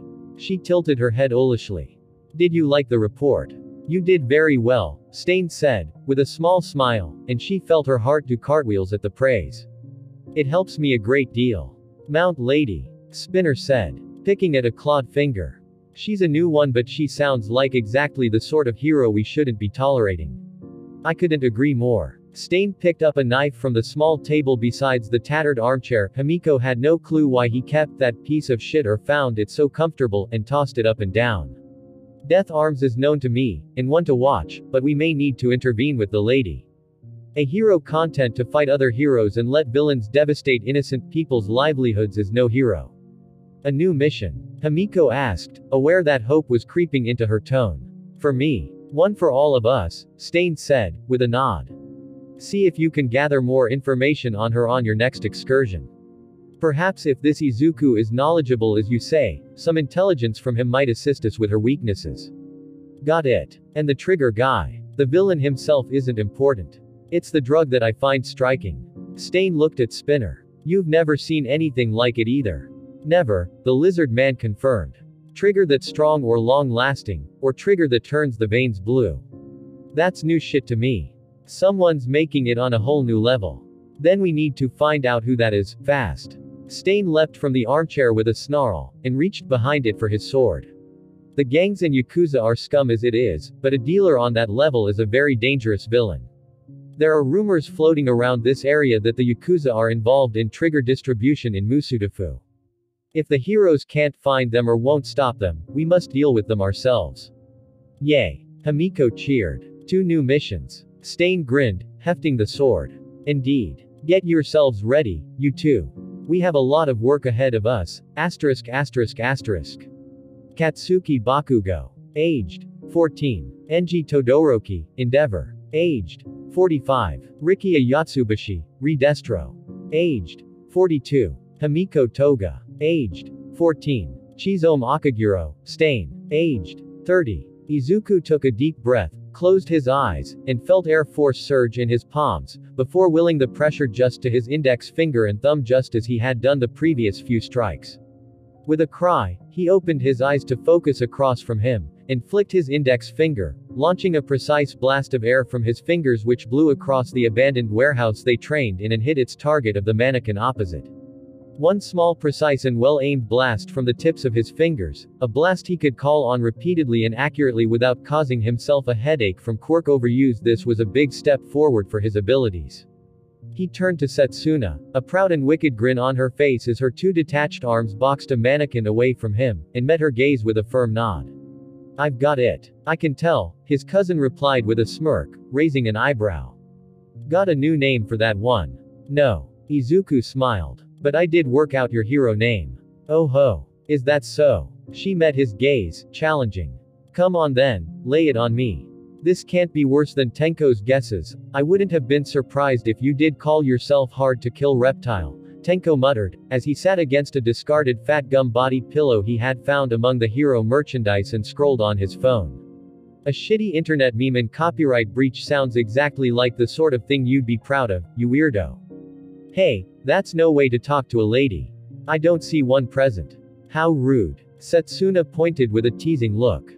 "Himiko is right there, apologize." Tenko didn't look up from his phone to the subject of Setsuna's jibe. "Right, my bad. Sorry for associating you with this clown." "Hey." Himiko for her part looked up from her position, sprawled on another faded body pillow with her nose buried in one of Izuku's quirk notebooks, and flashed them a toothy grin. "No sweat. You're a grumpy ass to anyone except Izuku. I get it, Tilda." As Setsuna laughed at him, Tenko growled, and drew the strings of the hood on his ratty hoodie tighter. "We need to have a talk about the party recruitment policy, Izu. I think it's perfect the way it is. And having Himiko here is way better than the sausage party it was before, right Zuzu?" Izuku chuckled to himself and shook his head at the antics of his little crew. He didn't know how they'd ended up like this, but he didn't care. He wouldn't change it for the world. It had been a few days since the giant villain drugged up on Trigger rampaged through Musudafu and laid waste to the area around Teituan Station, and those days had gone by in a whirlwind. He wasn't a fanboy for all heroes, not anymore, but Kamui Woods turning up on the doorstep to check in on him and Tenko a day after had made him squeal, and run to get a book for an autograph. Inko for her part had cried proud mother tears about the fact a noble pro-hero had kind things to say about her son, and they had gone some way to make up for the worry she had felt after she had spotted Izuku and the crew on a TV feed of the event. His day had not been fun, explaining himself after that. Thanks to Tenko and Setsuna dropping him immediately in it with Inko, Izuku found he was explaining himself about Himiko Toga as well. With a motherly squeal and howls of laughter from his best friend and his cousin, Izuku ended up lectured at length about the do's and don'ts of having his first girlfriend, curling in on himself in embarrassment and wishing he had some means of escaping the tears of joy being wept by his mother. He had tried to explain to his mother that he had only fleetingly seen her, and that even though he had gotten her number, and texted her that night check she was safe, he didn't expect he'd see her again for a while. Then Himiko Toga turned up on his way home from school with Tenko the day after, in a long beige cardigan and school uniform not unlike the ones the girls wore at his school, and he was a little lost for words. He and Tenko hadn't been hard to track down. Apparently, she recognized the school uniform from the neighborhood and had timed her day to end up perfectly near the school. She had been loud and happy to greet him, and remembering her actions as they parted ways the day before, he had become an embarrassed mess to the delight of Tenko. But as much as his classmates gave their trio weird looks, he was glad he could see her again. Not at all because she was pretty, or liked his quirk notebooks, or had given him a kiss. That definitely didn't play into his decision. Since then, she had inserted herself into their group like she had always belonged. She was completely chaotic, almost completely carefree, and entirely reckless, with a wicked smile and a complete lack of a filter, and he found himself enjoying every second she accompanied them at their training outside of school.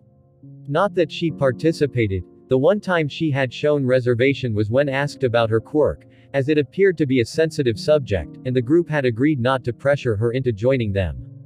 But she came along to hang out and share her appreciation for the content of his notebooks, laughed and joked like she was never going to leave, and supported all of them as they sent in their application forms to UA.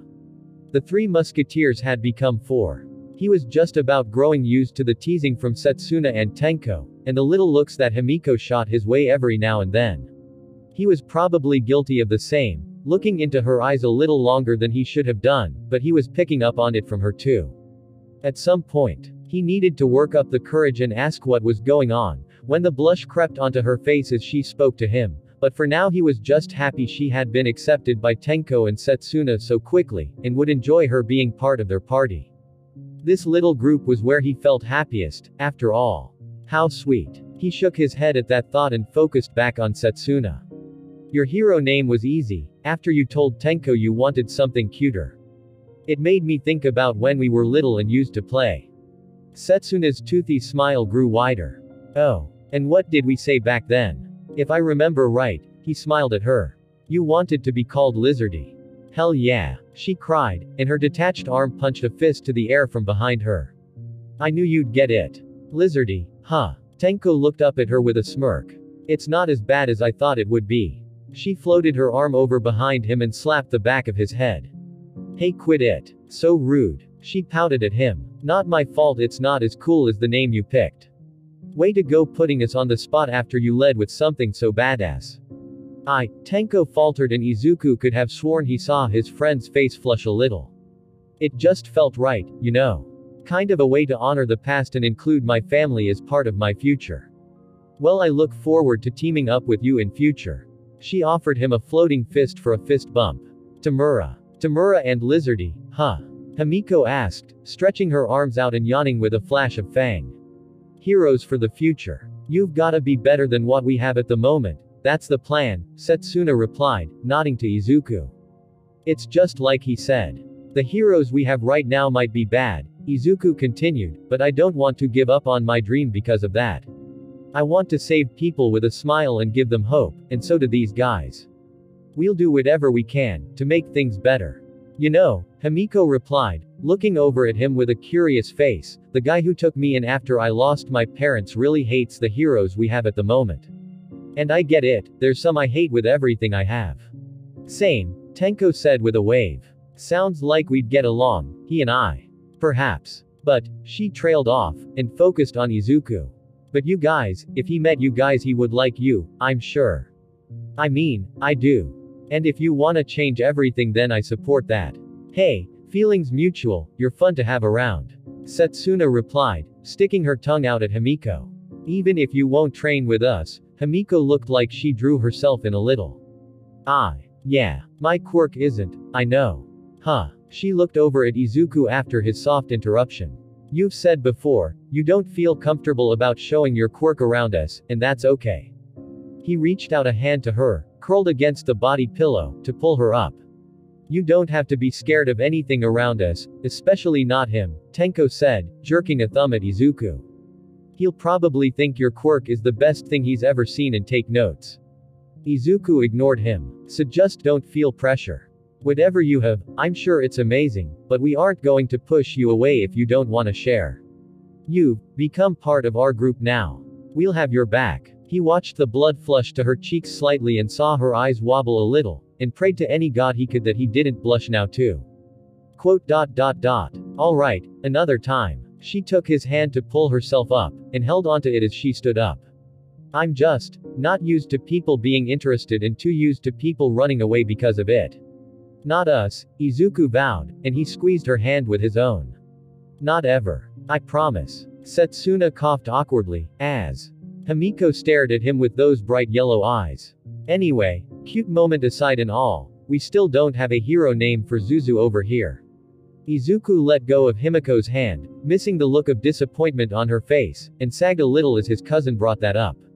It's just so hard. None of them fit, but you came up with loads when you were younger, Tenko said, waving his phone screen at Izuku with a photo on it.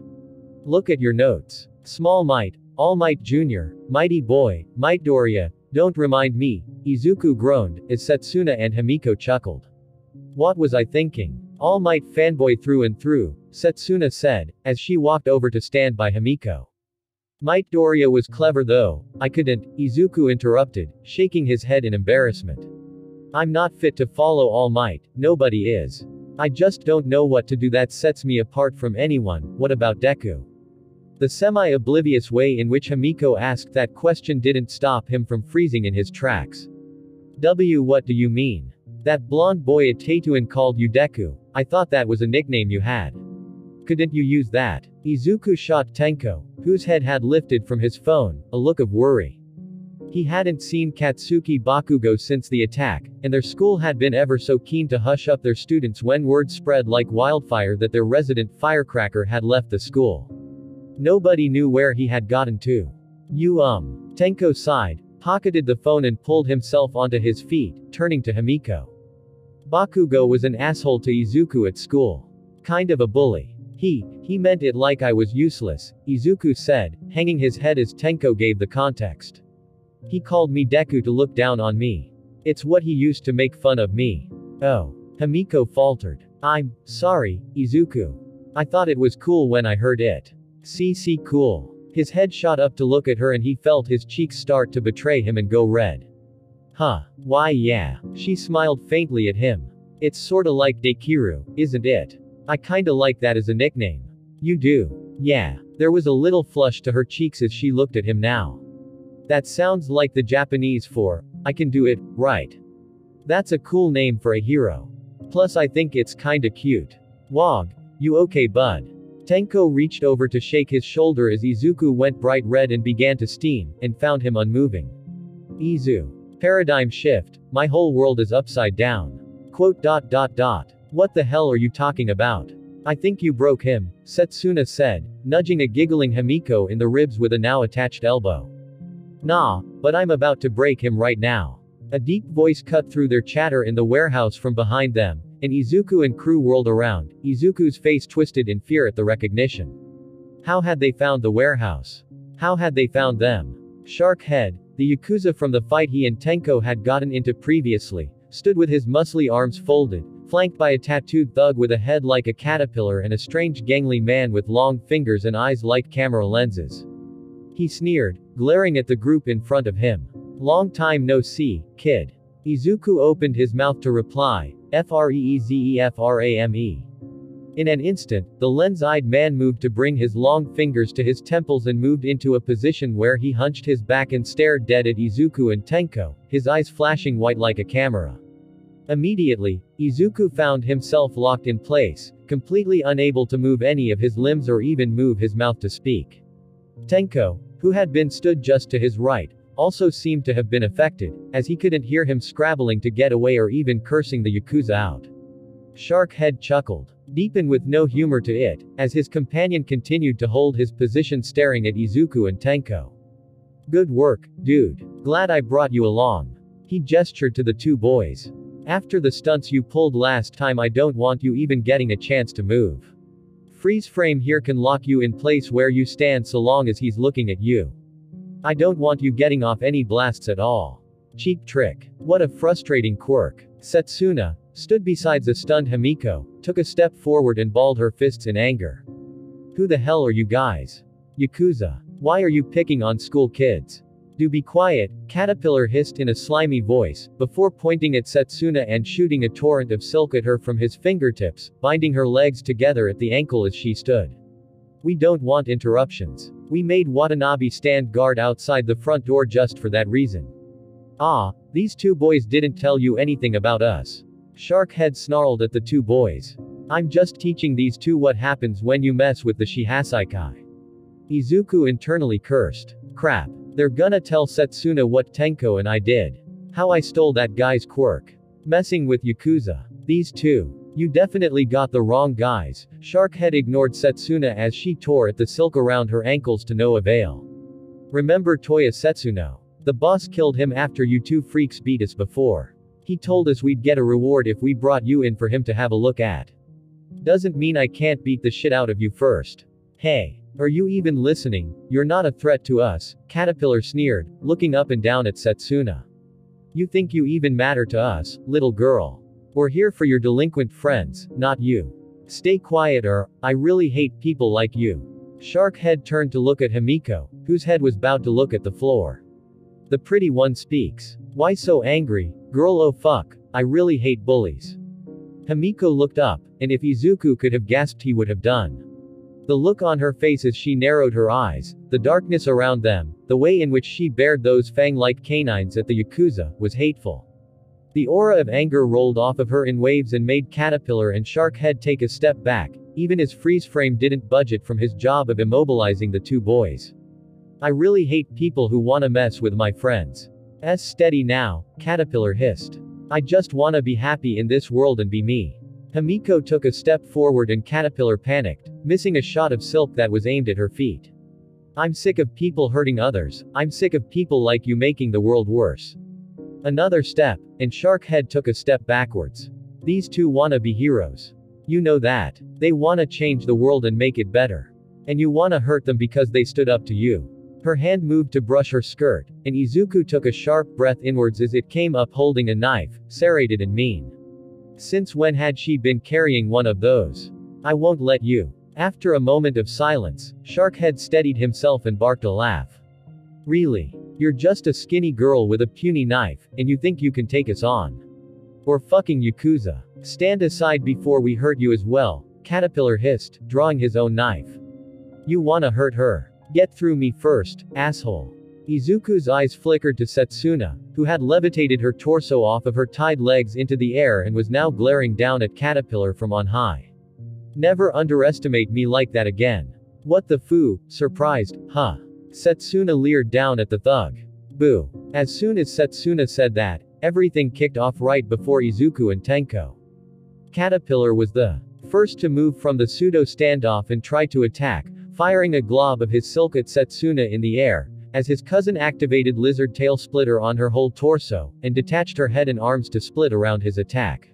Shark Head fell back to put himself between Freeze Frame and Himiko as she charged directly for him, low to the ground and clasping the knife in her right hand. Caterpillar panicked and tried to throw the knife he was holding at Setsuna's head above him, but with the deft control over her quirk as it was, she simply threw up a detached arm to catch it by the handle in midair in her left hand and float that hand into the rafters, far from his grasp. Really? Bad move, Caterpie. If Izuku could have laughed he would have done. She was learning from Tenko too much, but instead he had to watch in silence as Caterpillar raged. Don't fucking call me that, you little bitch. Watch your surroundings, genius. Caterpillar fell foul of Setsuna's quirk when he felt something slam into his side. Looking down in complete shock, he saw that while Setsuna's feet remained tied by the ankles on the floor in front of him, the rest of her legs had detached themselves and flew at him to kick him in the hip. The brief moment of shock diverted his attention away from the numerous pieces of her flying at him, and his attention snapped back just in time for a ferocious haymaker thrown by her detached right arm, sending him sprawling and unconscious on the floor. Setsuna reformed herself again over her feet and used the knife she had acquired in her left to slash through the thick silk. Himiko, are you? She didn't get to complete the sentence as Himiko launched herself at Shark Head, low to the ground and ducking under the punch he threw wildly at her. Hyaaaah. Shark Head, still keeping himself between Himiko and the thug currently locking Izuku and Tenko in place, growled at her as he dodged her jab, read a feint, rolled out of the way of the knife. You're better at this than I thought, little girl. Himiko flicked the knife and scowled as it just missed Shark Head's shoulder, before he batted it out of her hand. Someone who looks out for me made sure I could protect myself. I'm not gonna lose to scum like you. Oh, you think? Shark Head reached inside his hoodie pocket, and Izuku realized with horror from his frozen position as he saw what the Yakuza was holding, the distinctive blue liquid held in a syringe. I wasn't gonna use this unless the boys got out of hand, but you kinda deserve this.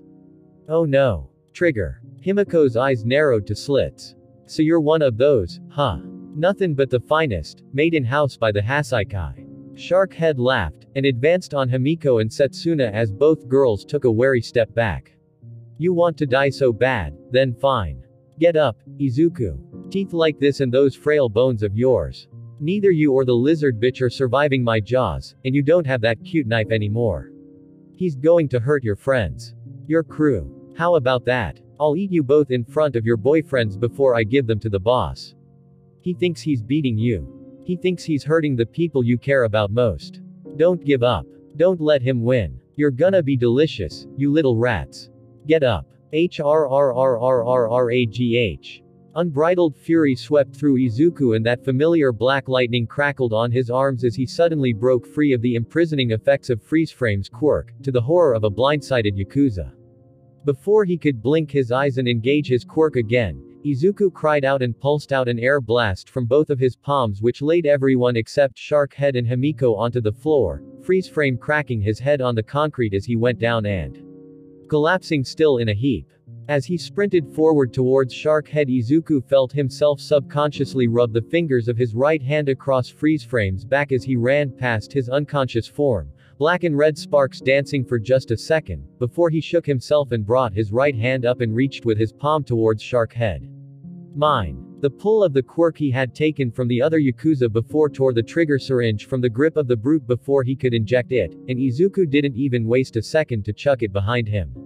Tenko. As he turned, he saw his friend had ripped one of his gloves off already and caught the syringe in that hand, decay immediately seeing to the destruction of the abominable serum. I've got it. I always hated status effects, but paralysis was the dirtiest. Sharkhead had reacted immediately, trying to lumber forward, but gasped as Himiko landed a swift 1-2 rabbit punch into his stomach, causing him to stagger and be clocked by a kick to the snout by Setsuna. You damn kids, enough. Izuku splayed both hands out in front of him and blasted out air force at close range into the chest of the Yakuza, who was sent flying by the blast through a concrete pillar into the far wall of the warehouse. With a crunch, Sharkhead's unconscious body slid down the wall and lay crumpled in a heap following Izuku's strongest attack. He wouldn't be troubling them anytime soon. Snatching victory from the jaws of defeat, Zuzu. You're so not cool, Setsuna. Izuku breathed out heavily, and then turned when he heard a snarl behind him. Tenko. Tenko's ungloved hand was outstretched towards the unconscious brute, as he scratched his neck with the other hand and angrily glared at Sharkhead's fallen form. You know, sometimes I really wish I didn't agree to become a hero with you. I know. Izuku moved to stand himself between Tenko and their attacker. But you agreed. And heroes don't kill. 10. With a sound somewhere between a groan and a growl, Tenko re-gloved his hand and tore his eyes away. Fine. Just don't be mad if I kick him while he's down. I'd say he deserved that at least, Himiko said darkly, as she moved to stand beside him and Setsuna moved to rub Tenko's shoulders. You sure you can leave him? I'm not gonna kill him. Being a hero doesn't mean I kill villains, it just means I stop them. Even when he wanted to kill you? Himiko asked, rubbing some life back into her knuckles after her punch. After he wanted to eat your friends and let his boss torture you. I'm not like him, Izuku replied, looking up so his green eyes met her fierce yellow. There's always got to be another way. For a moment her face was unreadable, before a faint smile crossed her face. Right answer, Izuku. You'll make a great hero yet. Hey, thank you. He reached out and put a hand on her shoulder. You know, you'd make a good one too. He wasn't ready for her to freeze or blush so vehemently. What? You and Setsuna kinda saved both of us back there, he said honestly. We would have been gone without you, so, you're my hero too, you know. She flashed her fanged smile at him, although she was struggling to make eye contact. Thanks. I guess we're even for you saving me at the station now. Alright, yeah. Izuku smiled back. I'm serious though. We want to be heroes to change what it means to be one. You looked after us pretty well for someone who doesn't like heroes. Maybe you could show them what they should be too. When she looked up at him, there was something in her eyes he couldn't quite read, something more than the smile on her face. I'll think about it. Thanks, Izuku. Tenko nudged Setsuna with an elbow. Guess party assist came. In useful huh? Take me to the new dinosaur museum in Tandosha Prefecture and we'll call it even, Setsuna replied, leaning her head on his shoulder with a faint smile. Deal. Good boy. Although I've got one question for our newest party member. Tenko looked at Himiko, stunned. Why do you have a knife? And where were you hiding it that whole time? Why is that important, you damn lizard? Himiko, still blushing slightly, flipped up the edge of her skirt as if to show Izuku and Ko the holster she kept strapped to her thigh. But being teenage, in a split second Izuku's wandering eyes saw far more than they were probably supposed to see. My guardian kinda taught me the value of self-defense. Can't be too careful with all these bad guys around, so I keep one hidden and close. Just got worst case scenarios. She flashed him her get a grip, Izuku. Right. His head was right for once.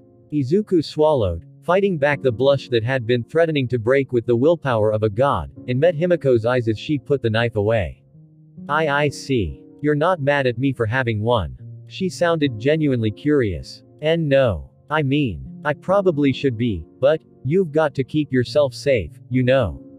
Izuku nodded at her reassuringly. I mean, it's basically like heroes with support items, right? You just keep that for self-defense, and it did kinda help us. So, before you start going on another mutter storm, Tenko interrupted, grabbing Izuku by the back of his shirt collar and yanking, we need to get out of here. This place is compromised and we can't come back if the Yakuza know we hang around here. Yeah, I agree. But how? They said they've got another Yakuza on guard duty at the entrance, silly Izu. This is our secret base. Tenko jerked a thumb towards himself in pride. You think I'd set up a base without a secret exit or two? We'll just leave from one of those. For once, I am proud you play so many video games, Setsuna snarked. Tenko ignored her. Come on. We'll just have to come hang out at your place from now on and train in the back garden where we can. We're not that far out from the UA entrance exam, it's not gonna hurt us, and it's gonna be a lot safer now our secret base turned into a monster house. Right, we head home, make sure we're safe, and then we stick away from here. Exactly. Am I coming too? Setsuna reacted in shock at Himiko's question, looping an arm around her shoulder as Tenko began to walk off. Hell yeah you are. You're part of this group too, right Izuku? Yeah you are, he added, with a smile in her direction. Mom will be really happy to meet you, I'm sure. How could she be unhappy? She gets to meet her future daughter-in-law, Setsuna. Tenko lobbed a small lump of concrete at Izuku's head with unnerving accuracy. Ow. Are you coming or what? I don't wanna be here when the dentist's nightmare over there wakes up. Alright, coming. Let's go. Red with embarrassment and still struggling to meet Himiko's eyes as she giggled at Setsuna's suggestion, Izuku took off after Tenko as they disappeared towards a secret exit. This was enough adrenaline for one day and enough of a close shave, and as much as he knew his mother would be unhappy with the idea that they had been attacked by Yakuza while training after school in their supposed secret base, he was just relieved he was getting home to her okay. All they had to do was avoid that guard and they'd be home free. Reporting the attack to the police would need to happen, as much as every instinct screamed at him to bury it and move on. Sharkhead and his crew recognized him, and knew enough about them to have been able to track them down. There was a risk they could do it again, or bring stronger Yakuza in. He didn't want to involve the police, because of what had happened back along with Setsuno, but his mother would scream murder if they didn't, and they wouldn't be safe unless somebody could keep an eye on them as well in case the Shihasaikai decided to move. He just wanted to keep them safe. No matter the cost. It turned out he wouldn't have needed to worry about the guard outside one bit, or the Yakuza remaining inside that building.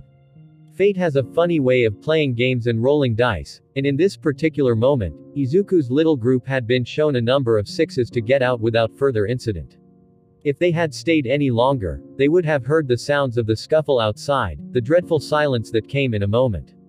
The awful sounds of their safety being secured for them. It was a very good job they hadn't remained. Asterisk asterisk. And they only left one guard outside. Sharkhead awoke to the sound of an unknown voice and the sight of a warehouse ceiling far above him as he lay flat on his back.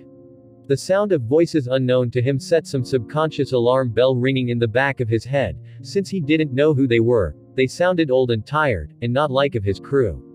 The alarm bells were drowned out by the pain that washed over his limbs like oil in a pan. Damn, those kids packed a punch. They were hardy enough to believe that was all that would be necessary. A new voice responded to the old man, rich and dark and ever so eloquent.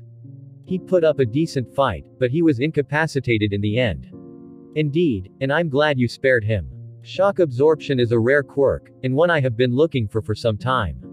The alarm bells in Sharkhead's brain grew louder as he tentatively splayed out and flexed his fingers. These people beat Watanabe. They spared him. What about the rest of the crew? For the project. For a new subject. He might just be the key ingredient, after all this time. There was a tap on the floor, like the sound of a cane on hard concrete. The others weren't worth keeping. Dispose of the bodies. We cannot afford to draw attention. The alarms grew shrill and reached a crescendo, overcoming the aches and pains inflicted on him. His crewmates had been killed. Sharkhead staggered upright with a lurch and balled his fists, flashing his teeth in the direction of the newcomers. Okay, what the hell do you? The reason he trailed off was horrifying, and it took Sharkhead a couple of dazed seconds to get his brain to catch up and process what was right in front of his eyes. Two people shouldn't have filled him with so much dread. His eyes were immediately drawn to the eldritch abomination in a tailored suit, standing tall in the middle of the empty space. Sharkhead had seen all kinds of strange mutations from people's quirks. Hell, he'd grown up with one after all, but the man before him appeared to made of black and purple fog, that danced and flickered as if a breeze was blowing through the warehouse. Two nightmarish yellow eyes blinked in the middle of a void of gas that made up the man's face, and Sharkhead felt a feral chill run down his spine as he saw those eyes. These were not the eyes of man. These were the eyes of the predators of the dawn of time, the hunters of man, those who hid in dark caves and in the shadows of forests to isolate and take their prey. The eyes of a hunter. The man stood beside him looked normal in comparison to his companion. Sharkhead had been right to pick out the noise of a cane tapping on the floor. The man was old, and short, and hunched over as if suffering from years upon years of back pain. Completely bald, with a bushy white mustache that seemed to sprout from his upper lip and cover half his face like an overhanging branch. The strangest thing about the man appeared to be a chunky set of black goggles worn on his forehead. Sharkhead guessed that the stained white coat meant he was looking at a doctor of sorts, but here. After this fight, Sharkhead realized how wrong the situation was when he briefly took note of his surroundings. Caterpillar was nowhere to be seen, and so had Freeze Frame. Weirdly, there was no blood or any other evidence that there had been a scuffle. His questions as to why were answered quickly when he saw Watanabe being zipped up into a bag by the mist creature. His friend's face was frozen, an oblivious thick-lipped smile on the face of his green-haired associate, and he was clearly out for the count. With a touch, a purple cloud of fog formed over the bag containing Watanabe, before it disappeared in front of his eyes to leave no trace of the fellow Yakuza. The Shadow Man could teleport, and that realization alarmed Sharkhead. What the fuck did you do? The doctor flinched slightly at the sound of his voice trailing off, but composed himself quickly. Ah, it appears you were right, Kurogiri. The most important one survived. Who? Sharkhead bunched his fists up. Who the hell are you? Forgive our ill manners, responded the monster in a tailored suit, as the doctor drew himself upright and adjusted his collar. We simply wished to attend to the scene while we waited for you to rise. I don't normally show myself to anyone, you see, the doctor added, Sharkhead whipping his snout around to look at the tiny man. My job is much safer in the shadows, after all, but when I heard we might have a lead of interest to our cause, well, I simply had to accompany Kurogiri to the scene. A lead. Sharkhead shook his head. What did you do to my friends? Where are you taking Watanabe? Watanabe. The old man clicked fingers so frail they could have snapped at the motion. Oh, I see. By the fact you refer to him alone, I assume you mean your shock-absorbing friend in the bag. He will be of great use to my research. As for the others, well, they simply couldn't be left lying around. We prefer to keep out of any spotlight where possible. The Shadow Man billowed. Nobody will ask questions if we dispose of their bodies. You. Sharkhead didn't know what to do. You killed them. It was a necessity. Then what the hell do you want with me? Good question. The doctor looked to his companion. Kurogiri. The now named monster Kurogiri fixed those vicious eyes on Sharkhead. You followed a young lieutenant in the Shihasaikai up until recently, correct? A young man named Toya Setsuno. How did you? Rumors spread fast in our world, and not many rumors would get our attention quite like this one. Kurogiri loomed. Your leader disposed of Setsuno after he lost his quirk. And you, being there on the day he lost it, tried to win back your favor by rounding up a team to track down the one responsible for Setsuno losing his quirk. I don't know what you, please. The doctor waved a document at him, and Sharkhead recognized the precise kanji of the boss with dread. That was the boss's autopsy report in this old man's hands. Larceny seemed like a good quirk, and suddenly he found himself without. When I heard a quirk had vanished from a small-time Yakuza, I found myself intrigued as to why. I had Kurogiri track you down, you did. Shit, the smoke man had been there the whole time. Shark Head really was scared of these two now. And how interested I was to hear from Kurogiri that you mentioned two boys taking his quirk. The doctor slid the medical report back into his grubby coat. I heard that you had tried to find the boys and punish them, so. Imagine my surprise when I hear that you've confronted them again, only for them to have escaped. We have another loose end now. So you can help us tie this loose end. The menace in that deep voice from Kurogiri gave him goosebumps. What do you know of the boys? He didn't stand a chance against them. They would kill him before he got 10 yards, and he'd never get the information back to overhaul in one piece. Cowardice got the better of him. All I know is they said they hung around here after school some days. They called themselves Zoo and Ten, I think. School kids, one older than the other. Zoo has green hair, he's the thief. He had this air quirk, but he threw black lightning at Toya and his quirk didn't work anymore. Ten's a blue-haired freak, he just has these creepy hands that destroy shit. Please, I don't know any more. One tap of the old man's cane was enough to silence him. Interesting. Not much to go on, Kurogiri.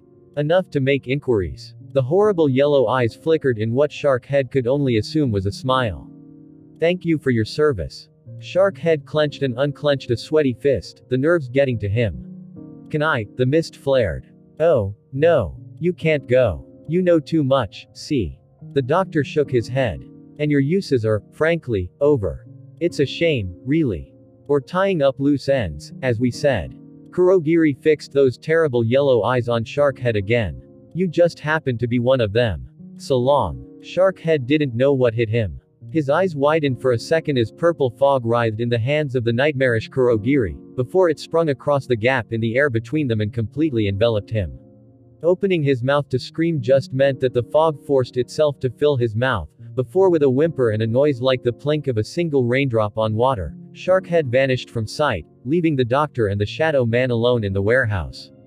The doctor, Kyudai Garaki, sighed, and fiddled with his mustache a little. He knew less than I hoped, but no matter. It's a decent steer, if a little cryptic. Patience has always been our virtue, Doctor, Kurogiri responded poetically, coiling the fog back into himself. We can find the boys with a little time. Zoo and Ten. Garaki felt a small smile come to his face. Did you feel it when he mentioned the lightning? And the air quirk? Air cannon. Indeed. So nostalgic. A fond favorite of Master, in the hands of one yet to realize the true nature of his gift. Garaki shook himself. Come on, old friend. Time to return home. We have a new subject for my tests, after all. How fortunate he fell into your lap by a happy coincidence. Kurogiri approached the doctor, adjusting his cuffs. He will make a perfect specimen. Fingers crossed that your optimism yields results. The doctor looked up at Kurogiri as a misty hand was placed on his shoulder. Where did you send them, anyway? The Yakuza we didn't need. A few different parts of the Pacific Ocean, Kurogiri said, darkly. Multiple exit points of a warp gate means no survival on arrival, and what does arrive can be disposed of by the fish. Oblivion is assured. Master taught you well. I commend your efficiency. Garaki adjusted his goggles to slide them over his eyes, as the fog danced around him and the dim corridors of an abandoned hospital became visible through the mist. Let us return, Kurogiri. We have an army to build. Izuku, Tenko and Setsuna. Aged 14, 16, 14. Himiko Toga. Aged 14. Kyudai Garaki and Kurogiri. Aged ***. Thank you for listening guys, see you in the next part.